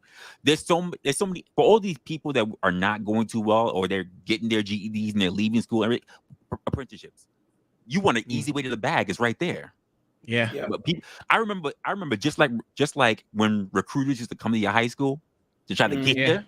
Right when you come out, apprenticeship used to do that too. Now you don't see anything about them anymore. Nope. Because they took that out of school. Like, I literally remember my senior year was the phasing out of vocational school.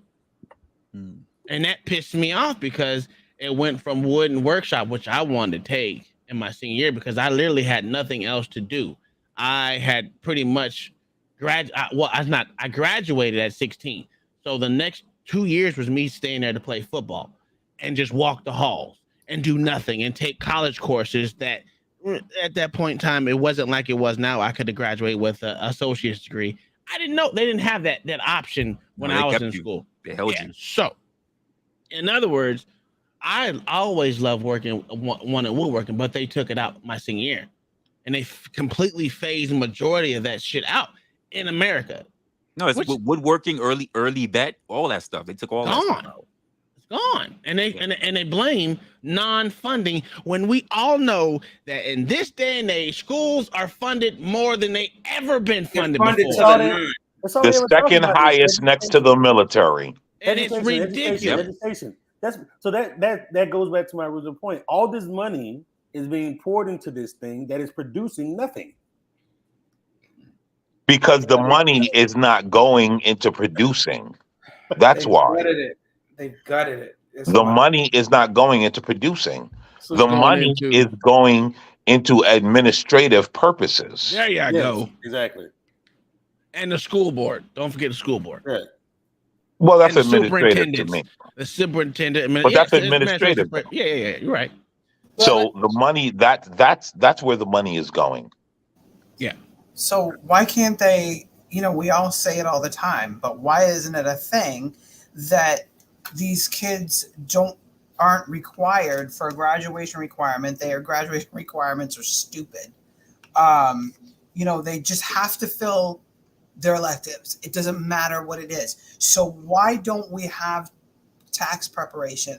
Why don't we have a sports med? They can go further if they want, but the basis of sports med would be teaching them about muscle structure and how to feed the body as fuel, things like that actually matter. Dietary, anything like that on a grand scheme, not necessarily very specific, but teaching them about their health, about instead of wearing dresses and all this foolishness, how about teaching them how to take care of themselves? You already have the answer to that.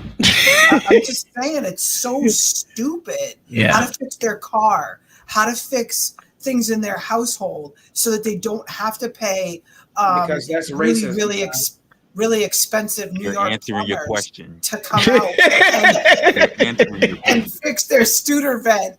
Because those things, right? Those things don't help the corporations. School teaches you to be a puppet for the corporations, to be a plebe for the corporations. And so that's why those things do not make it into school. Why would I teach you how to do your taxes? Right? Correct. When I'm a $1 billion corporation that goes about charging people $300 or $400 to do the simplest things that they can do. The school system is built on corporations. Yeah. And that is why we get taught useless things, and the things that we really need, we know nothing about. Yep. They charge you out the ass to be able to pay to go get it. Like bank accounts and taxes and mortgages, and don't get credit cards at 18 and jam them all up to $6,000. You know what I mean? Just simple. No, you should do that. I would say do that. A basic accounting course can teach you that. But here's the thing. Exactly, just one. But here's the thing that people point out.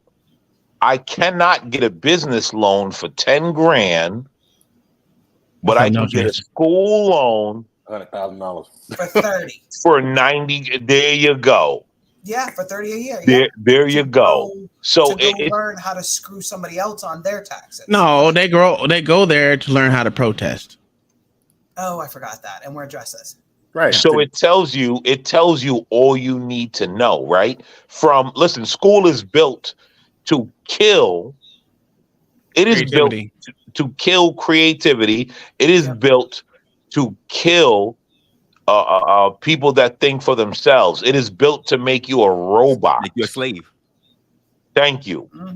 And that's what it does. And when you look at school now, right, it's built to make you an activist, because they've decided, okay, we want activism. So now they've transitioned to, we're going to make you an activist. We're going to do groupthink, right? Groupthink. Do you know how dangerous groupthink is? Hell yeah. Read Roz Girl's comment. Mommy, a tax-free wealth book for Christmas. The ninja and the ninja and me was mad at it. I bet you read it though, girl, didn't you? Right. And so that's what school was built for. Yep. You're right. And so the argument that John McWhorter is making is that they're trying to say, which is completely correct, that blacks are not as capable as others of doing the work. But if you continue to listen to him, he will say some other things about blacks and holding them accountable that make sense, because it has allowed blacks to not do the work, to have this foolish idea of, oh, well, because I was oppressed and because we were slaves and because we were so-called kangs, that we don't have to do anymore. Pharaoh, sir. But to the point that he was making about the guy that's on the plane, that's something that I see for a lot of different people, and that's the fact that a lot of people are not trained to be curious. So because you have, in order to want to seek out information, you have to be curious to want to receive it. You have to be always have to ask questions. Yep. People are not being trained to think, to ask questions. They take the first or the second thing that's ever given to them. They never run with it. Yep. So that's why you can have a Negro who's on a freaking 7-hour flight and not have anything with him, because he wasn't curious to even think that he should bring something with him. He just thought, I just need to get on this plane. And that's enough. But Resla, can I say something?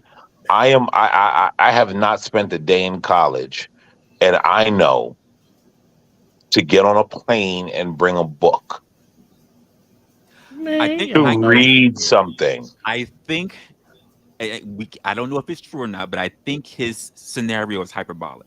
Very. No, you know what? I don't agree with that because here's the thing, right? He's looking at the book aspect of it. I bet you there were plenty of black people on that plane that watched movies the entire time, and so he did. To be honest with you guys, I Here it sleep comes. the entire fucking flight, no matter how long it is. Now think blacks. Think about that for a second. With three little kids, right? On a 14-hour flight from Hawaii. Nigga, I sleep 4 different times with little kids. And this, look, honest to God, before the plane even takes snoring off, like a motherfucker. Snoring like a motherfucker, like a goddamn baby. I am that weirdo sitting there looking out the window like this. Can we just land though? Are we gonna land yet? Do I see land yet? Like I don't disagree with John McWhorter's overall premise about culture and education and all that, right? He's basically right.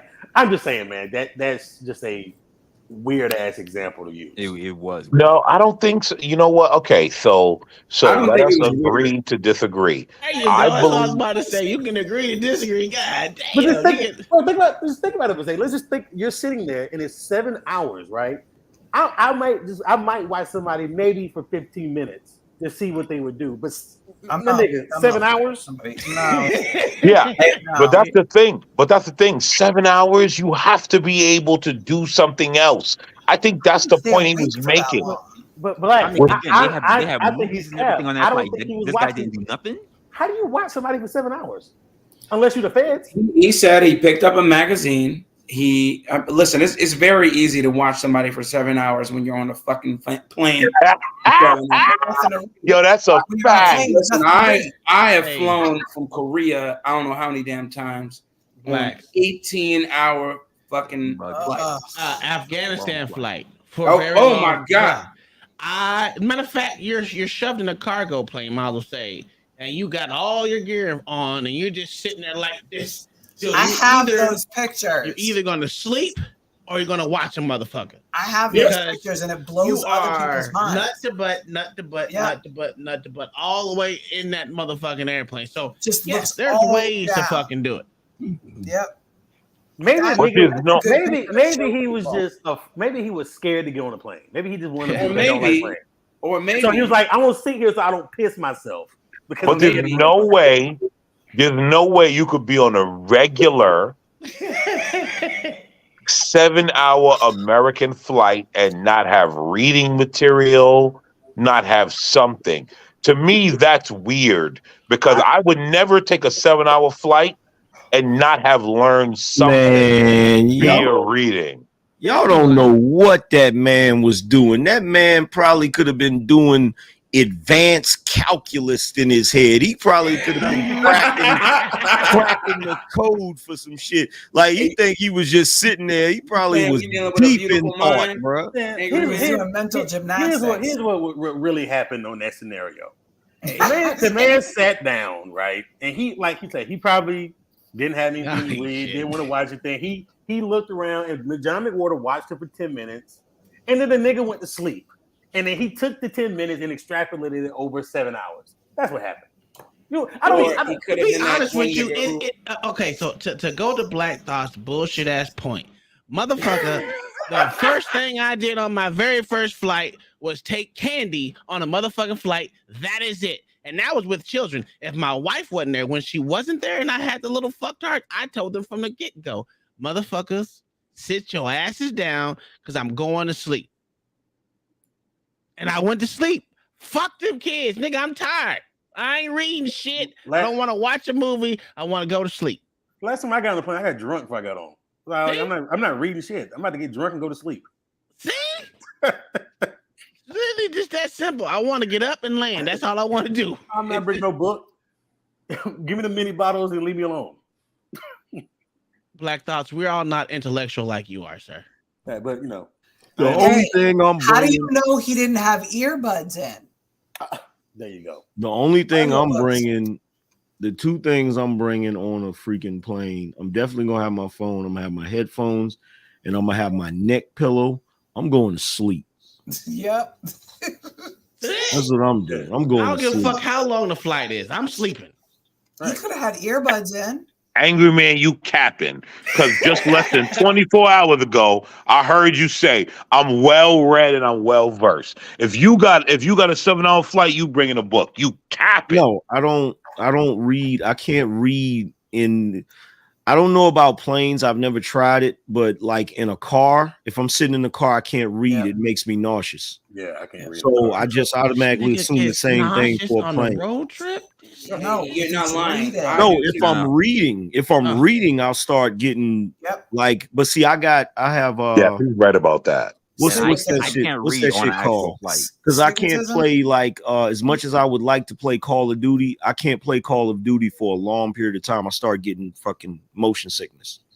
Yeah, niggas is No, gay. there's a name for that. Yeah, gayness. No, Nigga, that's what you better shut up. I'm gonna start throwing shit at him. Give me something to throw. Listen, you know what I can't do for a long time? Nothing. I can do anything. I go to sleep. I don't give a fuck. No, I ain't gonna lie. Those fucking things that you put on your head. What is it called? The VR. VR. That shit hurts my The motherfucking Oculus. brain. Oh my god, that's the only thing that hurts my brain. Try that. That's what that's feeling is what Angry Man's talking about. Yeah. When you put the VR on, that happens. Ugh. If you have Yeah. migraines, don't do it. So on car trips, so on car trips, I can't read either. So that I understand. Yeah. No, I can actually read on the car trip. I can't do it in an airplane. For some reason, the popping in my ear, it just throws off. So I can't do it. I can't do nothing on the plane because I'm scared of shit. I ain't gonna lie. I'm scared when I get on planes. Okay, so you telling me right now, Wrestler, you got baby ears, nigga? Yeah, it bothers me. I get migraines real quick when I'm flying. And you know what's the crazy part? It's never the landing, it's the takeoff that starts the headache. So I have to drink prior to actually getting on the plane. Listen, to be honest with you, I am asleep before the plane takes off. He's not kidding. I'm trying to get there because I be scared as a mug. No, I have this theory. Right? When I get on the plane, if I get in this bitch and I fall asleep, if it blows up while we're going up, we taking off, I won't feel it because I'm asleep. No matter how you look at it, I'm the same way. I am asleep before that bitch go off. So if it do happen to blow up, I'm already asleep and I'm in a state of death anyway. You know what messed me up with planes? Final Destination. Oh yeah. I think was it the first one when they were in the airport or whatever? Yeah. And so we had a skid landing when we were coming back from Germany. Like all the shit. I mean, we hit that damn thing and that bitch dropped. Boom, boom, boom. I mean, it was slamming up and down, and all the oxygen mask and everything came down. And just listen, ever since then, nigga, listen, if I don't go to sleep, all you gotta do, Dub Will, is what I do. I make sure that I get the window seat and I close them damn windows. That way I don't know, like I have an idea that we're taking off, but by that time I'm almost asleep. And oh my god, the last time I was the last flight I took, the freaking pilot, like I wanted to shake his hand. That shit was the smoothest landing. When we landed, I was like, how the fuck did he do that shit? Like it was the smoothest landing I ever felt. Hey, to be honest with you, that's the way I felt in Afghanistan. That motherfucker, we came down, damn near barrel rolling down that bitch.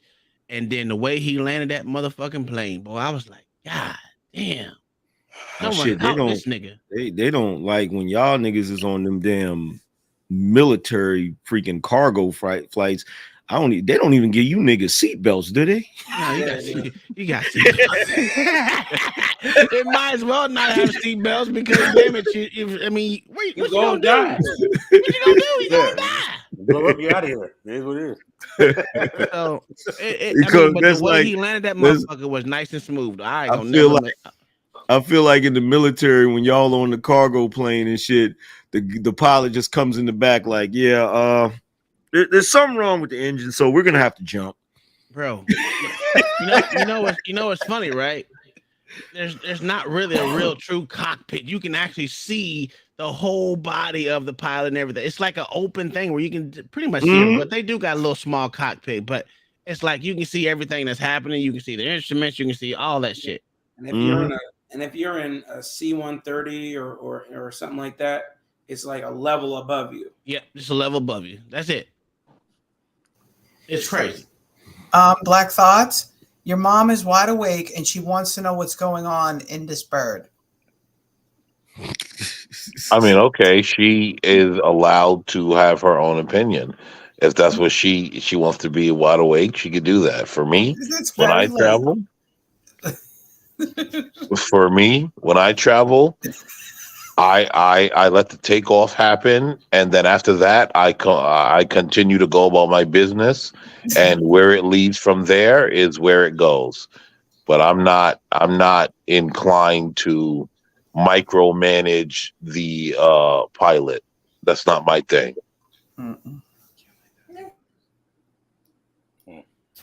Oh, you guys, it's 12:30. We went 30 minutes past. Unless y'all want to stay up and run it, I'm going to bed. Yeah, I'm going to bed too. It's over. I've been looking at the clock. I'm going to bed. LA, get your ugly ass back to the forefront, nigga. Nigga sleep. I can't stand this nigga sleep. Why don't you just log the fuck off? Oh, No, he's probably, remember, he was so tired from setting up his office. Oh yeah, that's right. Yeah, for sure. Motherfuckers, I'm here. I'm cleaning while y'all talking. Illuminated. I knew you were awake. What you need? What you need the office for? What you doing? He has an extra room that has nothing in it. He might as well turn it into an office. But office turned it into an office. Mind my motherfucking business. That's what the office is for. Motherfucker. We didn't have to see his ugly one picture. See, y'all just ruined it for him. You know what he was doing in that room before y'all said turn it into an office? He was going in there and making carpet angels. Yeah, you're not far off. That's the truth. You definitely not far off. You go in there and just lay on the floor, right? Yeah, there's nothing in this motherfucker. Now I gotta get a picture on the wall. Now I gotta get some pictures and stuff. So that's my new. Yes. Well, to be honest with you, it's all about setting for you, right? So no matter how big or small it is, you can make your own setup the way setting. Mine, I slowly keep changing up mine, adding more. I know we saw that. Yeah, not me. I just got this big ass room with a white lady in it. You know what I'm saying? So we don't get no pictures. I'm about to get one of them angry stuff man all over the cameras. walls. What the fuck is I that? know. That's 6K? What kind of camera you got, angry man? Jesus Christ! You said what? What kind He's of talking about camera your you resolution got? on your camera. God Oh. damn. Yeah, No, Sony. it's not the cam. Well, the camera's a good camera. It's a Sony Alpha, but it's the lens. Yeah. Okay. Yeah, I have a Sony too, so I just don't use it. I have it on my other Sony, computer. so you got a G Master lens. Is that what it is? You said what? G series, G Master. Yeah. Yes, I do too. I know. I can see it. Did anybody catch what LA said? God damn it, that's 6K?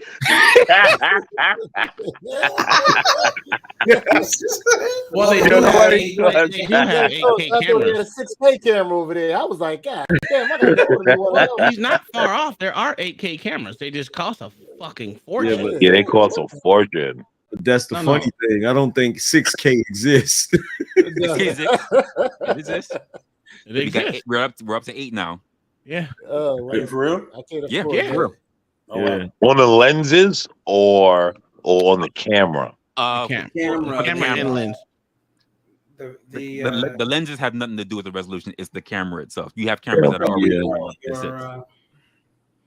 I can't remember. Yeah, the lens that I'm using is actually one that I want to get that's better than this. Y'all know Book of Alpharonomy? Yep. Yeah, he has that. The lens that I want, he has. I was trying to get that one, but I got the wrong one. But this one is still good because it has the what they call it, the bouquet effect, where it makes like the background a little blurry, faded, a little blurry, so it makes it pop more. I gotta fuck with my settings. I ain't fucked with my settings in a long time. That's why it sits on this other computer, and I don't use it as much. I just use these regular other fucking cameras. So I got two cameras. All right, well, guys, I am out of here. Good night, everyone. It was a great conversation. I enjoyed tonight. We went off, we came back. We went off, we came back. But ultimately, it was great. Hit the like and subscribe button, guys. Thank you for coming to the Porch session, and I will see you guys tomorrow. Yes, and I'm also, if you want to see the whole full interview of this, I am putting it in the chat. That whole Glenn Larley show is in the chat if you want to watch it. It was a good show. It's just 55 minutes that I don't want to go through. Hey, Bob's in the chat. Bob, do you have an IG? Of course he has IG. He's a stalker. Yeah, he's in these streets. Don't let him fool you. He asked me what kind of camera I got. So this one I'm using for my streaming is it's a Canon M50 Mark II. Yeah, yours is nice too. So that was and I'm using a $1,500 camera. Yeah, and I'm using a Sigma 16 millimeter lens. Amazing. Yeah, that's probably about a $400 lens. No, the lens, but yeah, that one's about it's actually $700 lens. Sir, but I do do they have like one sometimes I at do the photography dollar off the store? I side, can't so afford that's why I have those. different lenses. We said, sir, do they have that at the dollar store? Hey, to be honest with you, I would tell you to go to Facebook Marketplace. You will find a lot of cameras. Oh yeah, I got for the Facebook, KEH cameras. There's a lot of places where you can get good stuff. Oh my God, y'all know. You see, y'all need to learn how to deal. You know what I'm saying? Yeah, we all know how to deal, but I'm not going to Facebook Marketplace so I can get robbed, stabbed, murdered, and raped. You scared of people? Is that what you're saying? Is that what you're saying, Black? You scared to talk to people? I sure am. Yes, sir. I always got one in the chamber. I'm gonna go right to my Nigerians and say, listen, I need a camera. I'm not asking where it's coming from. Just go ahead and get me a camera. And here, go take this daggone $50 and have a good day. And if I come back with a nice camera, I come back with one. Hey, Bob, hit me up on IG. I need to ask you something. I got a question for you. Yo, man, what you flirting with Bob, dog? God damn, hold on. Did 30 seconds ago you just told me to mind my motherfucking business? So nigga, mind your. That's motherfucking a fact, sir. Okay, so you're right. go back to your office and look at the sky. That's exactly what I'm doing.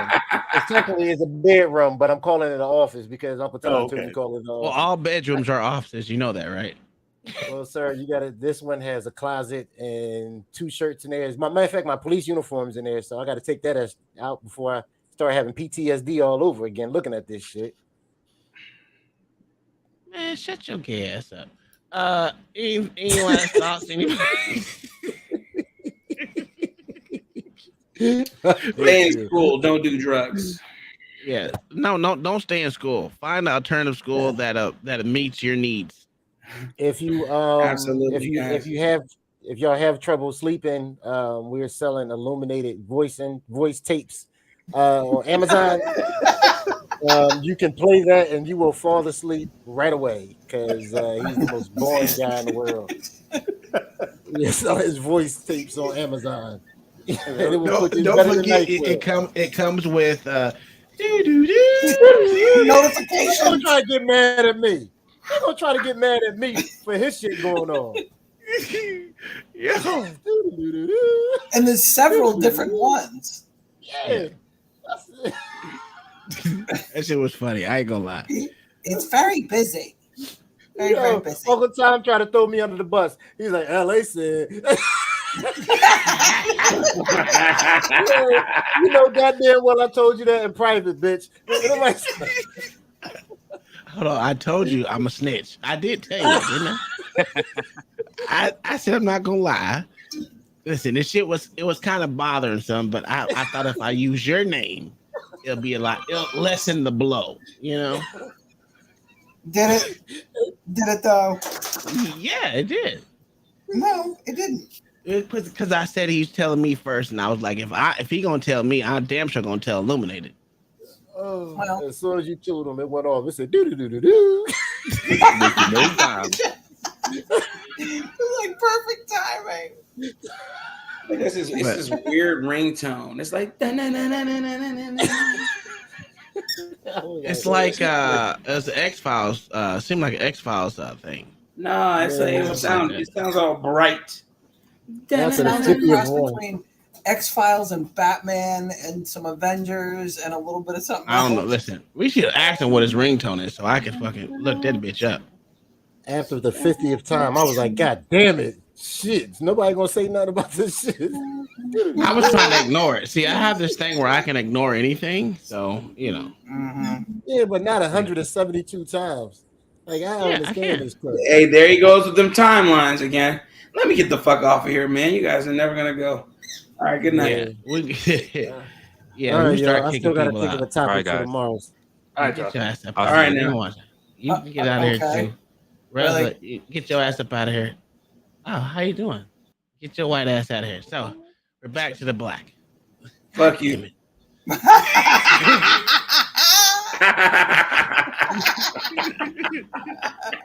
You can't get these niggas shit. You can't get these niggas shit. All right, I'm going for real now. All right. Listen, Night, okay. Vic. Night, Bye. everybody. Yeah. Bye. Hey, thanks for everybody that came up. Cash App and all that good stuff. Night, Rise Girl. Yeah. Sorry. Who was all participating in the conversation? We love these Thursday intellectual. I'm glad to actually bring it back to an intellectual conversation where it's not all about fuckery, guys. But other than that, we had fun times, and I like the way Black Thoughts actually took control of the night, which was actually pretty cool. I didn't have to do anything. It was pretty much Black Thoughts getting angry at No, people. it was nice because it was So- his topic. Yeah. So it was good. So wait, don't Oh, hit the button okay. yet. All right, go ahead. Go to my channel. Take 5 minutes, 10 even, and go hit the like on my shorts. I posted like 10 new ones yesterday and today. Too many. Hit the like, hit the like, put an emoji in the comment section, whatever. Make sure you also go to make sure you subscribe to myself, LA, Black to Defy. He said pause on shorts and read the comments. Yes, read the comments, leave a comment, leave an emoji, anything to get it constantly in the algorithm would be very nice. Mine is a business. It's not, a channel about talking or whatever. Mine's actually my business. So it's a little different. Okay. Other than that, also become a member so you get enrolled in one of these what are they called? Tumblr giveaways. You know, I know Members everyone else only. just has all the conversation, but we actually give away stuff that actually costs money. So I mean, in the grand scheme of things, it actually costs money for us, for you guys. It's a great way to be involved in things and just be a part of us. So please think about joining and becoming a member to the channel. Other than that, was that okay? Other than that, it was a great conversation. I like these conversations. Tomorrow is all about fuckery with LA. Locker room talk. I don't know what the topic's going to be. Hopefully, he'll give it to us early. So, or no, maybe he'll do his own thing. And I'm glad he's taking it to his own extreme, and he's taking control of the channel, of his own channel. And hey, doing anything. And you were a little angry. And also, don't forget, we are taking up. We have a GoFundMe. I'm gonna post a link pretty soon to get to get Black Thoughts anger management. And other than that, we're out here, guys. You guys have a good night. Whoever it is you pray to, may they bless you in all your endeavors. You guys have a good night. See you tomorrow on LA Wilkes' channel and on the Porch session. We will be part of it, but I'd much rather y'all be on his channel for that. And we're out of here, guys. Have a good night.